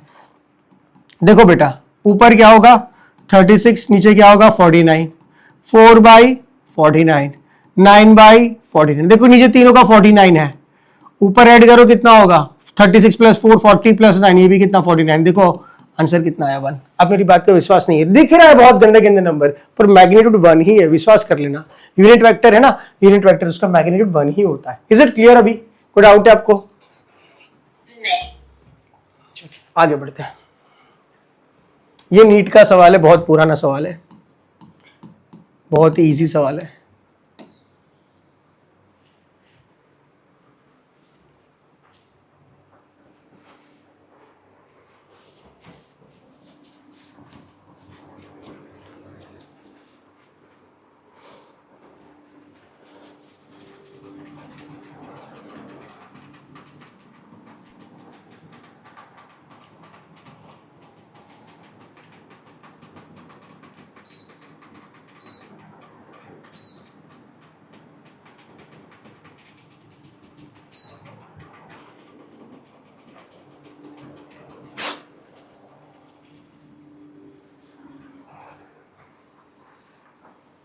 क्या बोला, unit vector is represented by this, then the value of C is, अगर ये यूनिट वेक्टर है इस वेक्टर का जो मैग्नीट्यूड होगा, क्या है मैग्नीट्यूड 0.5 स्क्वायर 0.8 स्क्वायर प्लस सी स्क्वायर, क्या होना चाहिए बेटा 1। Very nice.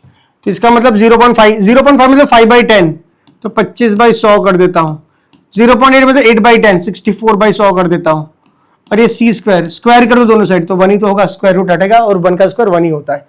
चलो अभी क्या करते, काम करते हैं, ये ऐड कर लेते, 25 प्लस 64 कितना होता है 25 प्लस 64 5 6 7 9 6 7 8 89/100 79 होगा ना?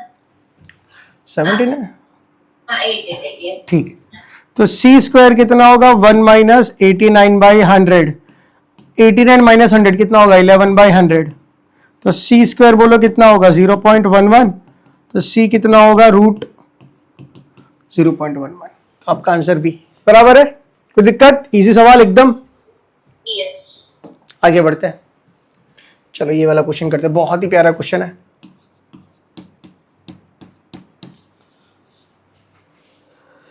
क्या है क्वेश्चन, देखो, vector has a magnitude 10 Newton's and its direction is along the vector D, find the vector A with magnitude A and same direction is D. ठीक है, तो हमें जो फाइंड करना वो वेक्टर ए फाइंड करना, पूरा का पूरा वेक्टर फाइंड करना, कार्टेशियन फॉर्म में है ना, दिख भी रहा है कार्टेशियन फॉर्म दिया, आई जे के दिखे तो कार्टेशियन फॉर्म में सबसे प्यारा फॉर्म होता है, बस वो फाइंड करना पूरा।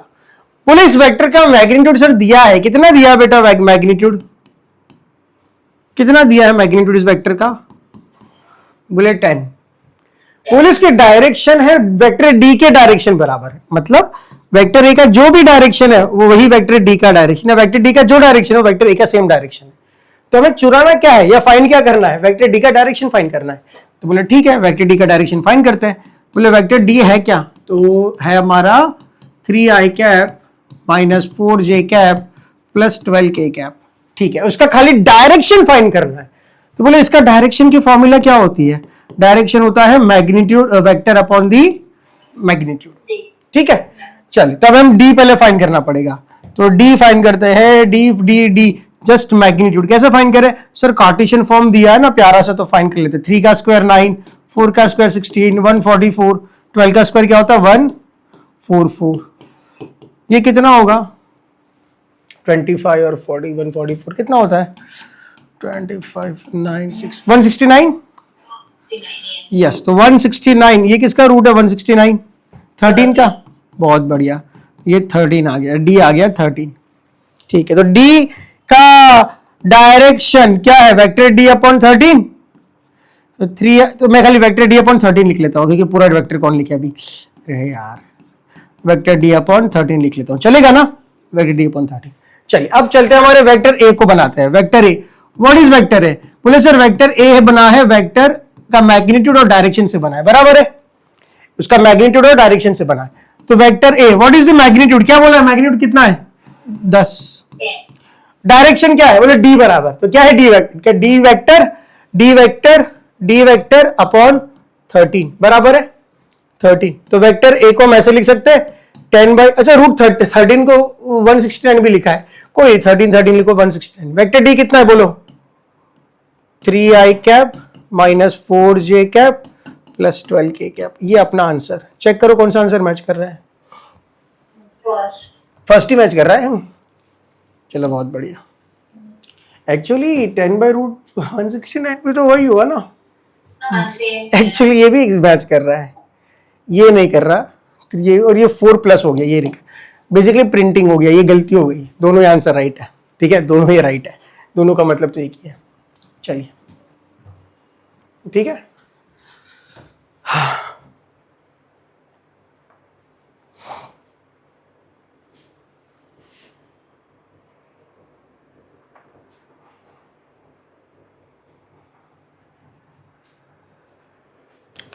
ये दो आंसर मुझे पता नहीं, दो आंसर क्यों, ओके ऐसा भी तो हो सकता है रूट 169 है तो प्लस और माइनस 13 का घपला हो, तो ये प्लस 13 लिया और माइनस 13 लिया तो वेक्टर ऑपोजिट डायरेक्शन में हो सकते हैं ना। तो हमें एक्चुअल में आंसर ये लिखना चाहिए, मुझे लगता है कि बेस्ट आंसर इज दिस, अगर यही ऑप्शंस होते तो वी हैव टू राइट 169 ताकि प्लस और माइनस 13 लिख सकते हैं, राइट आया ना बोल दो। तो हमें बेस्ट आंसर एक्चुअली ये लिखना चाहिए।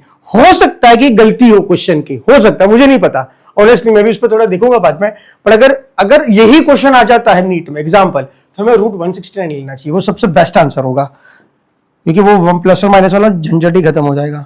तो 169 लिख लो, सबसे बेस्ट आंसर वही होगा। अरे पेन गिर गई, चलिए तो ये 169 हो गया। ठीक है, चलिए लेट्स गो फॉर नेक्स्ट सवाल, नेक्स्ट सवाल, नेक्स्ट सवाल। चलिए नेक्स्ट सवाल ये वाला है, प्लीज फटाफट इसको आप फाइंड करिएगा, मैं आपको 2 मिनट दे रहा हूं सबको, प्लीज इस पे इसका सॉल्यूशन अभी ट्राई करिएगा।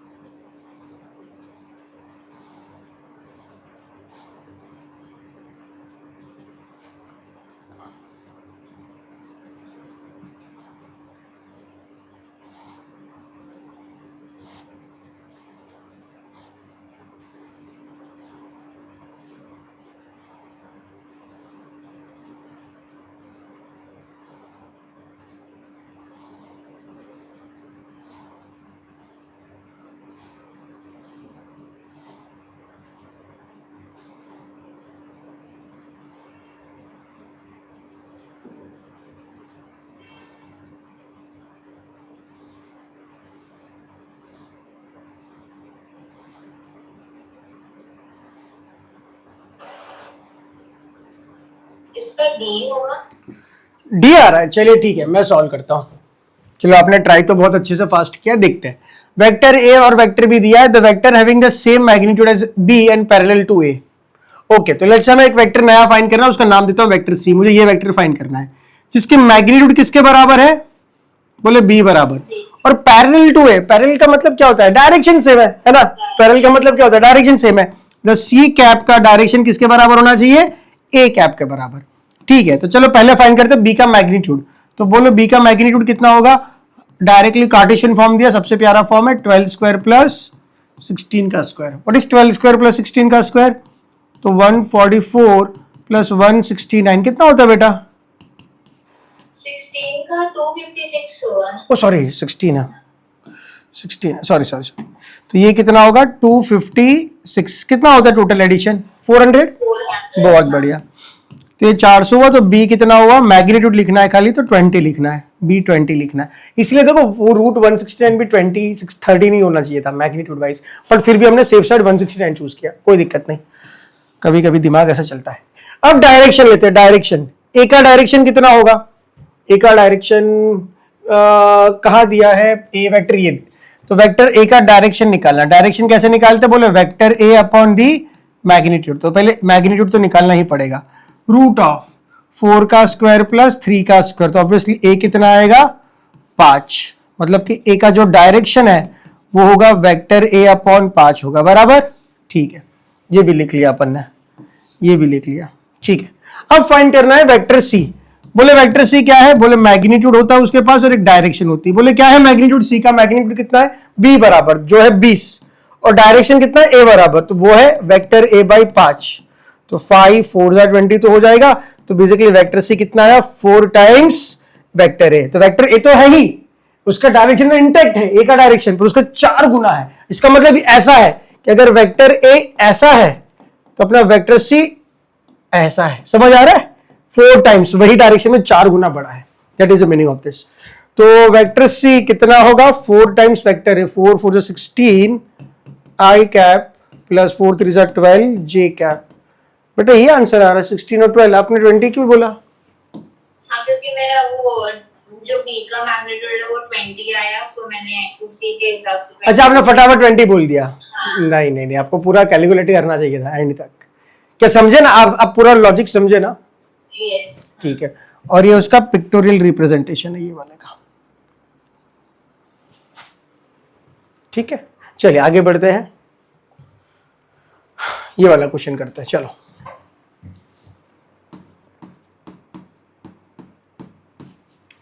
ये क्वेश्चन करते हैं।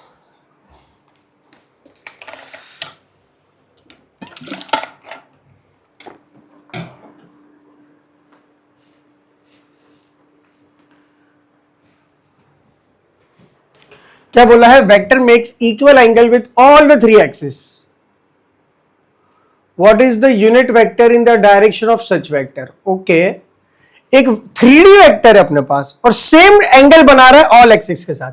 तो हम पहले बोलते हैं लेट, उसका नाम क्या बोले? वेक्टर आर बोलते हैं। Let vector R makes alpha beta and gamma with X Y and Z axis.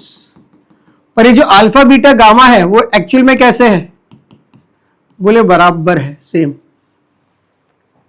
ठीक है, तो उसके कंपोनेंट्स एक्स वाई जेड में कितने होंगे? तो इस हिसाब से हमने वेक्टर आर बना दिया। बोले R X I cap, R Y J cap, R Z K cap, ऐसा। ठीक है, अब R X R Y R Z निकाल लेते हैं। अब वो कैसे निकाले? तो हमें पता है कि आर एक्स क्या होगा?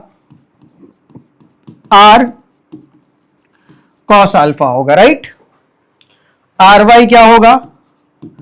आर कॉस बीटा, और आर जेड क्या होगा? R cos gamma. इतना फास्ट क्यों लिख रहा हूं? क्योंकि मैंने ऐसा एग्जांपल करवाया था आपको, याद है? 3D वेक्टर वाला, कॉस अल्फा बीटा गामा, इसीलिए इतना फास्ट लिख पा रहा हूं, क्योंकि आपको मैंने समझा दिया कैसे बनता है। अब मुझे R X R Y R Z की वैल्यू चाहिए। क्यों? अगर मुझे ये चीज मिल गई तो मुझे पूरा वेक्टर मिल जाएगा, उसके डिवाइड बाय मैग्नीट्यूड कर दूंगा तो मुझे यूनिट वेक्टर मिल जाएगा, कोई दिक्कत नहीं। पर R X R Y R Z कैसे निकाले? आर भी नहीं हमारे पास, कैसे निकाले? एंगल सेम है। तो एक चीज हमें पता है, एक प्रॉपर्टी हमें पता है कि वो पता है L square plus M square plus N square, 1 बनता है, right. Basically cos square alpha cos square beta plus cos square gamma 1 बनता है। याद है ना आपको ये प्रॉपर्टी। पर यहां पर तो अल्फा बीटा गामा सेम है, तो इसका मतलब 3 टाइम्स कॉस स्क्वायर अल्फा 1 बनेगा, बिकॉज तीनों सेम है, तो 3 को ऐड कर दिया बराबर। तो कॉस स्क्वायर अल्फा बनेगा 1/3। तो बोलो कॉस अल्फा कितना बनेगा, 1/√3 बनेगा, बराबर है। कॉस अल्फा क्या बनेगा, 1/√3 बनेगा। तो अगर मैं यहां पर देखूं तो ये कितना बनेगा, वेक्टर आर। तो आर एक्स क्या है, आर कॉस अल्फा, तो r/√3 आई कैप। आर वाई क्या होगा, r/√3 जे कैप। और आर जेड क्या होगा, r/√3 के कैप। तो ये अपना पूरा वेक्टर आर बन गया, हाँ या ना। हाँ, आर की वैल्यू मुझे नहीं मिली, ठीक है, पर इसने बोला यूनिट वेक्टर फाइंड करना है, मतलब आर कैप फाइंड करना है। देखो क्या फाइंड करना है, यूनिट वेक्टर। तो R cap, what is R cap बेटा, वेक्टर आर अपॉन आर। तो आर से मैं डिवाइड कर दूं, आर यहां कर दूं, तो डिवाइड कर दो, बोले क्या बचेगा, 1। तो 1/√3 तो बचेगा बाहर, और अंदर बचेगा आई कैप जे कैप और के कैप। बचेगा कि नहीं बचेगा, बराबर ना। या तो आर कॉमन निकल के डिवाइड करिए तो भी आंसर वही आएगा। तो बोलो आंसर क्या है, समझा कि नहीं। इसीलिए देखो मैंने ये भी करवाया था, तो कोई दिक्कत नहीं होनी चाहिए, ये प्रॉपर्टी आपको पता होनी चाहिए ना, वेरी इंपॉर्टेंट। ठीक है, चलो तो आगे बढ़ते। Okay, addition of vector Cartesian. अरे यार क्या प्यारा टॉपिक है ये तो, मतलब आपको कुछ याद ही नहीं करना, अब ऑटोमेटिक आपका कलम चलेगा। देखो कैसे मैं बोलता हूँ, लेट से मेरे पास एक वेक्टर ए है, मैं भी ax ay में लिखूंगा, बट आपको जब न्यूमेरिकल वैल्यू दूंगा ना आपको और मजा आएगा। वेक्टर ए है, इसका कार्टेशियन फॉर्म क्या होता है, ax ay az है ना, i j k ऐसे लिखते हैं। और मान लेते एक और वेक्टर बी है, तो ये क्या होगा, bx by bz। और आपसे मैं एक सिंपल सवाल पूछता हूं कि मुझे a प्लस बी करना है, वेक्टर a प्लस बी। तो अगर मैं पहले बताता वेक्टर a प्लस बी, तब वो पता पॉलीगन मेथड, पैरेललोग्राम मेथड, कितना कुछ करना पड़ता था। पर अगर आपके पास कार्टेशियन फॉर्म है तो आपको ऐड ऐसे ही करना है, i और i सेम डायरेक्शन ऐड कर दो, तो ये क्या बनेगा, ax प्लस bx, क्योंकि दोनों एक ही डायरेक्शन में था, डायरेक्टली ऐड कर दिया। इट्स लाइक दिस, 1 और 2 3 होता है, पर सेम डायरेक्शन में हो। तो जे कैप में बोलो क्या कर सकते हो, ay plus by J cap. Z में क्या कर सकते हो, az प्लस bz के कैप। तो आपको एक वेक्टर मिल जाएगा पूरा, और इसका मैग्नीट्यूड फाइंड करना आर का, तो अंडर रूट करके इसका जो मैग्नीट्यूड आर आई जे के का, उसका स्क्वायर करके रूट कर देना, तो आपको सब कुछ मिल सकता है। इज इट क्लियर एवरीबॉडी, ये क्लियर है बेटा, इसमें कोई डाउट है, नहीं। चलिए। और बेहतर समझेगा जब मैं क्वेश्चन कराऊंगा, इसीलिए मैं डायरेक्टली इतना समझाया नहीं, इतना मैं लोड नहीं लिया। अब देखो मैं बेहतर तरीके से क्वेश्चन में समझाता हूं। अभी वही चीज मैं आपको क्वेश्चन में बताता हूं। ए दिया और बी दिया है, फाइंड द मैग्नीट्यूड डायरेक्शन किसका, वेक्टर आर। तो बोले वेक्टर आर है क्या, बोले a प्लस बी से बना है। ध्यान देना, a प्लस बी से बना है, कभी कभी a माइनस बी लिखते, a minus 2b, a minus 3b, कुछ भी हो सकता है। हमें वो देखना है कि ये वेक्टर आर क्या है, a प्लस बी है। चलो वेक्टर a को बताओ क्या है, बोलो वेक्टर a क्या है, एकदम बेबी स्टेप से बता रहा हूं, 3i cap plus 4j cap, बीच में देखो प्लस है। b बताओ क्या है, minus 5i cap plus 12j cap. अब आप i को देखो कहां पर है, i और i इधर है, राइट। तो क्या आप ऐसे लिख सकते हो, 3 माइनस 5 कॉमन निकल गया i cap, plus 4 plus 12 common निकल गया j कैप। क्या लिख सकते कि नहीं लिख सकते, बराबर। कोई डाउट है बेटा यहां पर, नहीं। बोलो 3 माइनस 5 कितना आएगा, माइनस 2i कैप, और ये 16j कैप। ये आपका आंसर, ये रिजल्टेंट। पर पूछे नहीं नहीं, हमें तो मैग्नीट्यूड भी निकालना वेक्टर आर का। बोलो कैसे निकालोगे मैग्नीट्यूड, कार्टेशियन फॉर्म का मैग्नीट्यूड। तो 4 प्लस 16 का स्क्वायर कितना होता है, 1 250, क्या बोला था, 256। तो आंसर क्या आएगा, √260। तो ये हो गया मैग्नीट्यूड, ये क्या हो गया मैग्नीट्यूड। सर डायरेक्शन भी पूछा है, सर डायरेक्शन भी पूछा है, मैग्नीट्यूड एंड डायरेक्शन ऑफ, ठीक है डायरेक्शन भी पूछा है ना, देख डायरेक्शन पूछा, देख बेटा, ये x एक्सिस, ये y एक्सिस। अब ये वेक्टर r बन गया, a प्लस बी का ही था पर ये वेक्टर r बन गया। कोई भी वेक्टर को हम कार्टेशियन फॉर्म में कैसे लिख सकते हैं, बोले R X I cap R Y J cap. लिख सकते कि नहीं लिख सकते, तो इस वेक्टर का, अब ये वेक्टर दोनों वेक्टर से मिलके बना, इस वेक्टर का x कंपोनेंट कितना है -2, बोले y कंपोनेंट कितना है, बोले 16, कोई दिक्कत नहीं। अब आपको सबको पता है कि अगर राइट गए तो पॉजिटिव लेना है, साइन कन्वेंशन लिख रहा हूं यहां पर, राइट गए तो पॉजिटिव, लेफ्ट गए तो नेगेटिव, ऊपर गए तो पॉजिटिव, नीचे गए तो नेगेटिव, और ये आपका ओरिजिन बराबर है, कोई दिक्कत? तो ये आपका ओरिजिन वैसे ही बना देना। कितना है x में, कितना जाना है x में, कितना जाना है, बोलो कितना जाना है 2, पर माइनस है तो इस डायरेक्शन बना देना, ये 2 लिखना। तो हम यहां लिखेंगे rx, और इसका सिर्फ मैग्नीट्यूड कितना है 2। y बताओ कितना है 16, 16 पॉजिटिव, ऊपर या नीचे? ऊपर। तो मैं rx थोड़ा नीचे लिख लेता हूं ताकि गड़बड़ ना हो। ऊपर 16 है तो बड़ा बनाना, थोड़ा बड़ा ड्रॉ करना, बड़ा,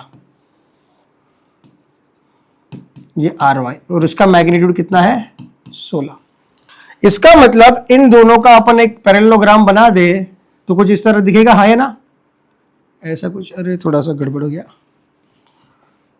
एक काम करते यहां बनाते ऐसा, ये और ये बराबर है। अब इसका जो डायगोनल होगा वही तो क्या होगा, वेक्टर r। देखो कितना प्यारा बना दिया वेक्टर r। और अगर a और b का आप बनाओगे ना, vector a polygon Tom and Jerry, तो आपको वेक्टर ऐसे ही मिलेगा। सभी मेथड यही आंसर लेकर आएगी, ऐसा नहीं कि वो मेथड कुछ अलग आंसर लेकर आ रही थी, ये मेथड नहीं, सभी मेथड एक ही आंसर लेकर आएगी। बस खाली ध्यान रखना है कि क्या दिया है, कार्टेशियन फॉर्म दिया तो बहुत ही प्यारा फटफट बना सकते हैं डायग्राम, ठीक है। और डायरेक्शन पूछा, डायरेक्शन मतलब आपको पता है कि कोई भी एक साइड से एंगल फाइंड करना है। चलो यहां से एंगल फाइंड कर लेते हैं, लेट्स से ये एंगल फाइंड करना है, लेट्स से अल्फा। मतलब tan अल्फा कैसे फाइंड करें, tan अल्फा कैसे ही लिखते हैं, alpha opposite, who is opposite, कौन है ऑपोजिट, ये वाला, ये कौन है आर वाई, ये कौन है ये आर एक्स, बराबर है। तो tan अल्फा बोलो, आर वाई कितना है, मैग्नीट्यूड कितना है 16, आर एक्स कितना है 2, ये कितना है 8, तो बोलो अल्फा कितना आएगा tan इनवर्स 8, सॉरी 8 है, बराबर लिखा मैंने, ठीक है।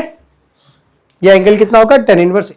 डायरेक्टली आपने पूरा पिक्टोरियली बना दिया। सिर्फ -2 तो नहीं ले रहा, कुछ नहीं खेला, आपको आपने बता दिया डायरेक्शन वायरेक्शन, फिर माइनस नहीं लेना होता। आपको दिख रहा है अल्फा यहां से, हाँ अगर आप ये डायग्राम नहीं बनाते, बोले फाइनली बताओ कहां पर है, अगर आप ये बनाते हो, हाँ ये इंपॉर्टेंट है। देखो मैं आपको समझा रहा हूं, माइनस प्लस का खेल, माइनस प्लस के खेल में गड़बड़ मत करना, एकदम सिंपल है, इसको सिंपल ही रहने देना। बताओ वेक्टर आर है किधर, एक्चुअल में किधर है वेक्टर आर, इधर है। व्हाट इज अल्फा, बोले इधर है, हाँ या ना बोल दो, अल्फा इधर है। पर एग्जाम के सवाल में खाली पूछे व्हाट इज अल्फा, पिक्चर ना हो, हमारे कोई पिक्टोरियल चीजें ना हो, तो बोला अल्फा किधर है, तो बोला आंसर क्या आएगा tan इनवर्स, जो भी आंसर आएगा वो आंसर क्या आना चाहिए नेगेटिव। क्यों, क्योंकि आप क्लॉकवाइज घूम रहे हो, क्लॉकवाइज है ना, क्लॉकवाइज। देखो स्लोप यहां से फाइंड कर रहे हो, स्लोप क्या होना चाहिए, स्लोप क्लॉकवाइज क्या आंसर आता है नेगेटिव, स्लोप काउंटर क्लॉकवाइज क्या आंसर आना चाहिए पॉजिटिव। बस वही खेल है। तो अगर मैं आपसे बताऊं कि देखो यहां से ये एंगल कितना एंगल है अल्फा, पर अगर आपको मैं फोन करके बोलूं देखिए मेरा जो स्लोप आ रहा है वो आ रहा है माइनस अल्फा, क्या सेंस बन रहा है, क्या आप समझ जाओगे? क्योंकि फोन पे तो मैं पिक्चर थोड़ी दिखा सकता हूं, समझ आ रहा है, पिक्चर थोड़ी दिखा सकता हूं, पिक्टोरियल थोड़ी दिखा सकता हूं, इसलिए मैं मौका नेगेटिव बोलूंगा, ठीक है। बात थोड़ी समझ लेने वाली, कोई दिक्कत वाली बात है नहीं, लॉजिक एकदम क्लियर। चलो यहां पर ये बना दिया, क्लियर है, आगे बढ़ते हैं। ये भी हो गया, अब चलते हैं ये वाला क्वेश्चन। चलो ये वाला क्वेश्चन करो फटाफट, कितना बज गया 9 बज गया, चलो ठीक है, एक दो क्वेश्चन और ले लेते हैं, फिर कहाँ तक पढ़े 1 2 3 4 5, बेटा 4 क्वेश्चन है, फटाफट 4-5 क्वेश्चन कर ले, फिर एडिशन से हम नेक्स्ट क्लास में कर लेंगे, क्योंकि वो आधा घंटा और खींच लेगा, तो वो ज़्यादा लंबा हो जाएगा लेक्चर, तो नहीं ये नेक्स्ट क्लास में लेना पड़ेगा। चलो ठीक है, तो हम 4 क्वेश्चन ले लेते हैं फटाफट, चलो फटाफट करते हैं। मैं चाहता हूँ ये क्वेश्चन आप प्लीज फटाफट ट्राई कर ले, और बाकी बच्चे जो ऑनलाइन देख रहे हैं, मैं यूट्यूब पे देख रहे हैं, बट आप प्लीज पॉज करके बिल्कुल ट्राई करिए क्वेश्चन को।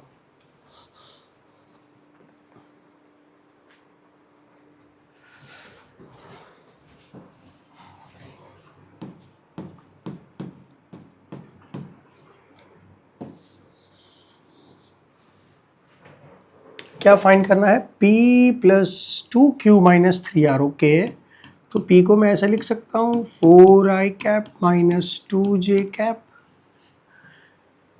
प्लस 2 इंटू Q है, तो Q में 2 मल्टीप्लाई कर दो खाली, तो ये क्या हो जाएगा -2I cap plus 10K cap, फिर माइनस है तो माइनस बाहर लिख दो, 3 को पहले मल्टीप्लाई कर दो, 3 3 सा 9J कैप, 3 2 6K कैप, ये कर दिया।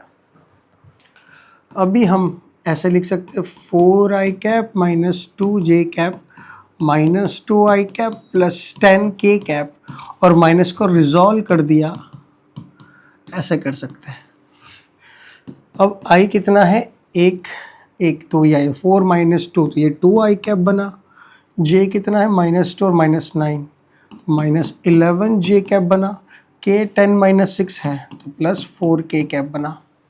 क्या ये सही है? चलिए, मैंने मन में सॉल्व किया था, आई डोंट नो आपको आवाज आई कि नहीं। बेटा आपने किया सॉल्व किया क्वेश्चन को?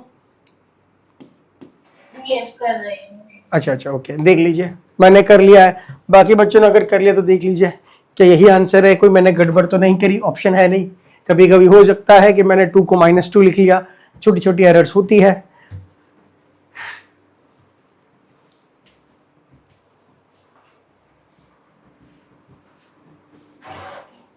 यस, सही। एग्जैक्ट है, चलो बहुत बढ़िया। तो चलो, हो गया मेरा आंसर राइट, आगे बढ़ते हैं। नेक्स्ट सवाल क्या है? बोला determine the vector which one added to the sum of this and this gives a unit vector along x direction. Okay,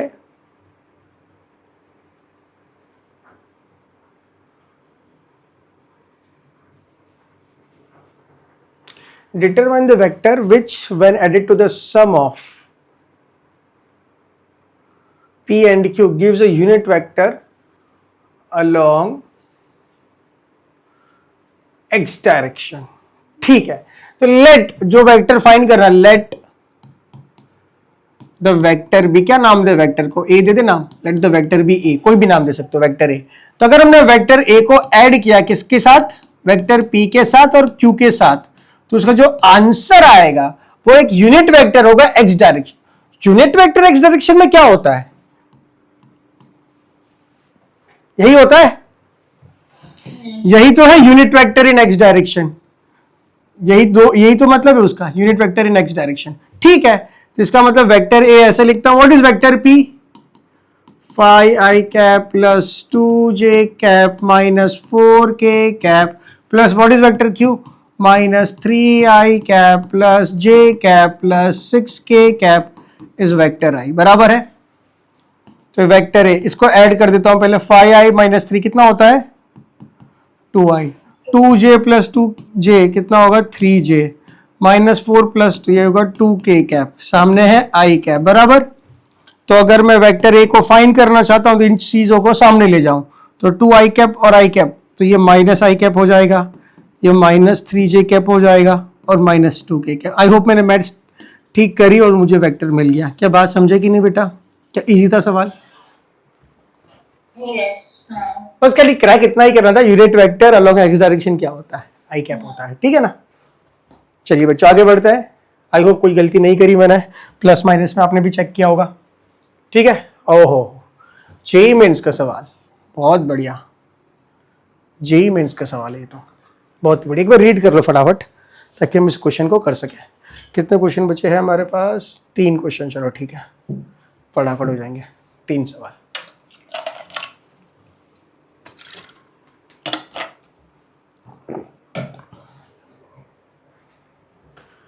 सो क्या बोला है? ऑक्टागन है हमारे पास, there is an octagon ABCDEFGH of equal side. What is the sum of AB plus AC plus हो AO is given, ठीक है। What is AB? Colour बदलता हूं, आई थिंक AB ये है AC तो ये दिया है ना, AD is given like this, AE is given like this. Okay ठीक है, चलिए मैं सॉल्व करूं, सवाल स्टार्ट करूं मैं सॉल्व करना। Let's see the solution. देखो बेसिकली है ना, आपको टफ लग रहा होगा सवाल देख के कि क्या करे, पर एक बात तो क्लियर होनी चाहिए आपको भी कि जो भी एडिशन है या फाइंड जो भी करना है, हमें सबको AO के रूप में लाना पड़ेगा। क्यों AO के रूप में लाना पड़ेगा? क्योंकि हमारे पास खाली A और AO का वेक्टर जो है AO वेक्टर है वही हमारे पास दिया गया है, तो हमें AB को भी AO वेक्टर में कन्वर्ट करना पड़ेगा।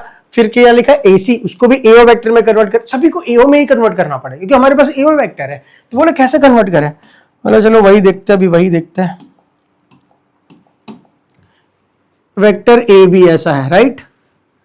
अगर मैं वेक्टर AO को पूछूं वेयर इज वेक्टर AO, तो A से O वेक्टर ये वाला ही है ना, ये वाला वेक्टर, और फिर यहां से मुझे एक ट्राइंगल बनाना पड़ेगा और ये वेक्टर बनेगा। ठीक है, तो क्या मैं ऐसा बोल सकता हूं vector AO plus OB is AB, polygon method है ना? क्या मैं इसको ऐसा लिख सकता हूं बेटा, vector AO plus OB is AB vector, हाँ या ना बोल दो खाली, क्लियर है? Polygon, Tom and Jerry closing vector, इतना सिंपल। अगर आपको ये नहीं समझ आया तो प्लीज पहला चैप्टर सेकंड लेक्चर देखिएगा, आपको तब समझेगा। चलिए आगे। अब बोला है AC वेक्टर इधर है, AC वेक्टर इधर है, ये आपका AC vector. AO plus OC is AC, है ना? ऐसे ही लिखना पड़ेगा। तो AC वेक्टर कितना होगा? बोले AO plus OC is AC। चलो आपने ये पैटर्न क्रैक कर लिया, तो बताओ फटाफट AD कितना होगा? AO plus OD। अब फटाफट में लिख सकता हूं AO plus OD is AD vector. अब AE वेक्टर कैसे निकाले? AE वेक्टर देखो कैसा है, AO plus OE, AO plus OE is AE, बराबर लिखा है ना? अभी नेक्स्ट कौन सा है? AF। बताओ AF को कैसे लिखे बेटा? AF को कैसे लिखे? AO प्लस, वेरी नाइस, तो इसको बनेगा AF के बाद AG और कितना सारा यार, AO plus OG is AG, and last one AO plus OH, ये बनेगा AH, है ना? चलो अब ऐड करना है, देखो मैं ऐड कर रहा हूं, vector AB plus vector AC plus vector AD plus last vector, अभी तक मैं फटाफट लिख रहा हूं, चलेगा ना? अब समझ गया ना, एडिशन, सबका एडिशन हो रहा है। चलिए बेटा एक बात देखो, वेक्टर OB इधर है, ध्यान से देखना, वेक्टर OB इधर है, OB, और OF बिल्कुल इसका ऑपोजिट है। देखो OF, तो अगर जितना मैग्नीट्यूड है उतना सेम मैग्नीट्यूड है पर डायरेक्शन ऑपोजिट है। अगर इन दोनों वेक्टर को ऐड किया तो दोनों कैंसिल नहीं कर देंगे एक दूसरे को। इसका मतलब OB किसको कैंसिल करेगा? OF को, बराबर है? सिमिलरली OC की बात करें, OC को कौन कैंसिल करेगा? OG, है ना? ठीक है, OD को कौन कैंसिल करेगा? देखो मैं पैटर्न ऐसे बना रहा हूं तो आपको समझेगा कौन किसको कैंसिल किया। पर सर OE को कोई कैंसिल नहीं कर पा रहा है, अब हम क्या करें? हम तो मर गए सर, OE को कोई कैंसिल नहीं कर पा रहा है और हमारे पास AO ही है। तो बेटा देखो AE, ये AO, ये कौन सा AO, और ये कौन है? OE। क्या ये दोनों का मैग्नीट्यूड सेम नहीं है? ये दोनों का डायरेक्शन सेम नहीं है? क्या इसका मतलब ये नहीं कि AO जो है वो OE भी है, सेम ही वेक्टर है, कोई अलग वेक्टर नहीं है ना? दोनों वेक्टर सेम ही है। तो अगर मैं सबको ऐड करता हूं तो बताओ मुझे खाली AO ही मिलता है। कितना AO मिलता है? 1 2 3 4 5 6 7, और ये कौन सा? 8। तो बेसिकली इन समेशन क्या आता है? क्या आएगा? समेशन अगर मैं करता हूं सबका, तो बोलो क्या आएगा? 8 टाइम्स वेक्टर AO, है ना? 8 time, what is vector AO? 2i cap plus 3j cap minus 4k cap, 16i cap, 8 24, 4 32k cap. क्या बात समझ आ रही है? क्या यही बना? तो ऑप्शन देखो कौन सा मैच कर रहा है। क्या लॉजिकल मस्त था क्वेश्चन, एकदम बढ़िया क्वेश्चन था। चलिए ठीक है, नोट करना, जेई मेंस का सवाल अच्छा सवाल था। आगे बढ़ते हैं, अब वापस जेई मेंस का सवाल है। चलो पढ़ते हैं जेई मेंस का सवाल। लास्ट सेकंड लास्ट क्वेश्चन है। बच्चों जो थक गए बेटा, जो ऑनलाइन पढ़ रहे हैं, तो प्लीज पूरा ध्यान दो, इधर वीडियो को पॉज करके वापस देखना, पर सवाल को अच्छे से करना। बस लास्ट 2 क्वेश्चन बचे हैं। रिजोल्यूशन मेथड में नेक्स्ट क्लास में कराऊंगा, उसके साथ डॉट प्रोडक्ट करवा लूंगा, डोंट वरी। आगे बढ़ते हैं।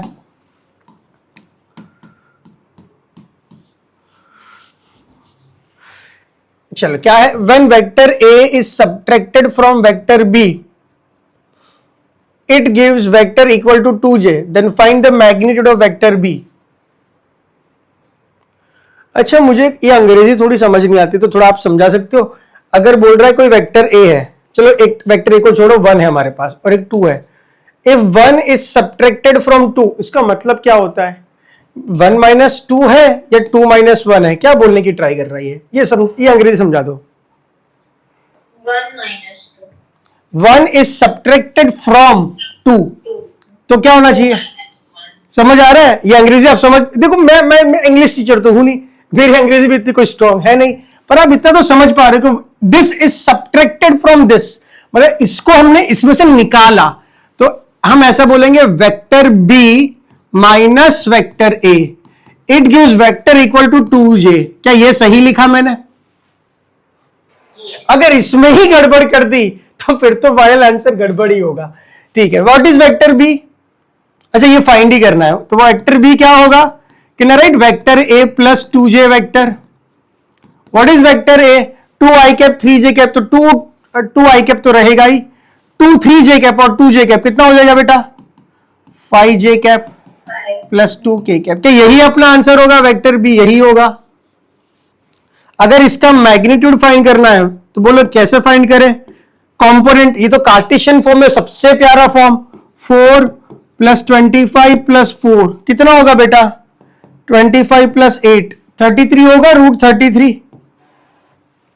yes क्या दिक्कत आई? इजी सवाल। ऐसा क्या, ऐसा सवाल मैंने भी पूछा था कि ये वेक्टर को इस वेक्टर में ऐड करते हैं तो हमें यूनिट वेक्टर मिलता है इन एक्स डायरेक्शन। याद आया? एक सवाल मैंने भी करवाया था। तो क्या ऐसे सवाल जेई मेंस में नहीं आते हैं? तो वो हल्के में मत लेना वो सवालों को, बहुत अच्छे सवाल थे। नीट में तो ये मेंस में आया हुआ सवाल है, तो नीट में भी डेफिनेटली आ सकता है। ठीक है, आगे बढ़ते हैं। लास्ट सवाल, फिर हम ये सब दिखेंगे नेक्स्ट क्लास में। लास्ट सवाल, लास्ट। चलो आपको मैं एक टाइम दूं क्या, 1-2 मिनट का? आप ट्राई करोगे इस सवाल को? लास्ट है, चलो एक 1-1.5 मिनट लो और ट्राई करो पूरा।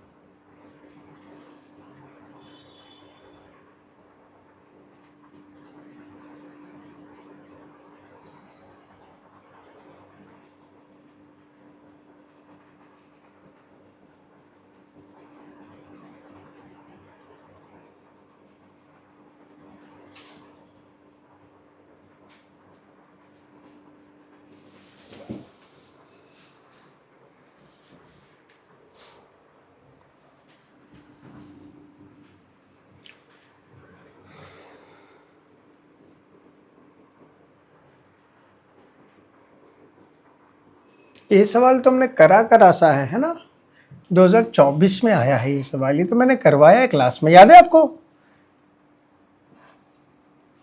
चलिए तो मैं स्टार्ट करता हूं। लेट्स से हमारे पास है वेक्टर सी, जिसको हमें फाइंड करना है। पहले वेक्टर सी के पास दो चीजें होगी, उसका एक मैग्नीट्यूड होगा और उसका एक डायरेक्शन होगा। तो बोला है vector has a magnitude same as that of A, मतलब इसका जो मैग्नीट्यूड है वो ए के बराबर है, जो हमारा वेक्टर है उसको नाम सी दे दिया। And is parallel to B, parallel का मतलब दोनों की डायरेक्शन सेम होनी चाहिए, तो मतलब सी की जो डायरेक्शन है वो बी की डायरेक्शन है। ठीक है, तो पहले इतना फाइंड करते हैं, वेक्टर सी फाइंड करते हैं, फिर आगे रीड करते हैं।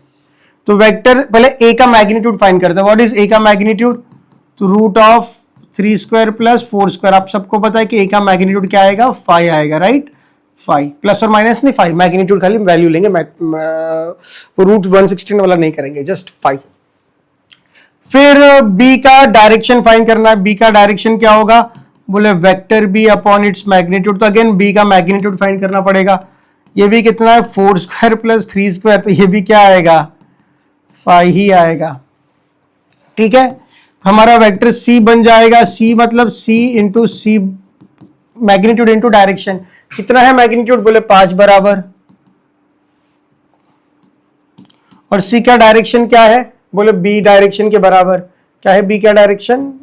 ये वाला, अच्छा मैंने यहां नहीं लिखा, बी कैप यहां लिख देना चाहिए था। B cap is vector B by 5। चलो तो यहां पर वेक्टर बी बाई 5, तो 5 से 5 चला गया, तो आंसर कितना है? वेक्टर बी आया। मतलब दोनों वेक्टर सेम ही है, कोई अलग ही नहीं वेक्टर बी। तो बोले वेक्टर बी है क्या? 4i cap plus 3j cap. अब आगे रीड करते हैं question. The x and y component of this vector is in first quadrant are x and 3 respectively, then x is। अरे यार कितना सिंपल सवाल है। अरे भाई जब ये 4i कैप 3j कैप दिया है तो मेरे माइंड ने तो पहले ही पिक्चर बना दिया। 4i कैप का मतलब कि x x, ये x मान लेते हैं, और y क्योंकि ये xy प्लेन में ही होगा ये जो वेक्टर है, क्योंकि i और j ही है ना उसके पास, कौन से प्लेन में होगा? i और j, तो xy प्लेन में। ये बात समझते हो ना बेटा? अगर हमारे पास कंपोनेंट j और k होता तो हम क्या बोलते? ये वेक्टर किस प्लेन में है? y and z। i और k में होता तो हम बोलते हैं x एंड z प्लेन में, और x y z तीनों होता है कंपोनेंट, तो हम बोलते तीनों प्लेन में है, मतलब 3D में वेक्टर है। ये 2D प्लेन में, ये कौन से प्लेन में है? ये 2D वेक्टर है हमारे पास, और कौन से प्लेन में है? बोले इन xy प्लेन। ऑब्वियसली इतना सिंपल बात है, ये 2D प्लेन। x में कितनी प्रेजेंस है उसकी? बोले 4। y में कितना है? बोले 3। और इसी का अगर हम पैरेललोग्राम बना दे तो इसका जो मैग्नीट्यूड होगा, सॉरी इसका जो डायगोनल होगा, यही होगा हमारा वेक्टर सी या वेक्टर बी, जो भी है, बराबर है। एंगल पूछे तो एंगल बोल दो। या अभी क्या पूछा है? बोले first quadrant x, the components in first quadrant are x and y respectively. यार ठीक है ना यार, देखो ना ये x cx और ये कितना है? cy 3। बोले x कंपोनेंट कितना होगा? कितना होगा x कंपोनेंट? कितना होगा? क्या कोई दिक्कत है बेटा? इजी है, ऐसा सवाल भी हमने किया था। ओके, सो आज का क्लास यहाँ पर खत्म होता है बच्चों, और अच्छे से पढ़ाई कर लेना, प्रैक्टिस कर लेना, कॉन्सेप्ट बिल्कुल समझ लेना, और इसके बाद हम देखेंगे resolution method of vector addition, और हम साथ में वेक्टर मल्टीप्लिकेशन पे भी जाएंगे, जो लास्ट टॉपिक होगा, पर लास्ट क्लास नहीं होगा, एक और क्लास मुझे डेफिनेटली लगेगा टू कंप्लीट वेक्टर, मतलब 2 क्लास तो मिनिमम लगेंगे। ठीक है, तो चलो बच्चों, टेक केयर, बाय बाय, मिलते हैं नेक्स्ट क्लास में।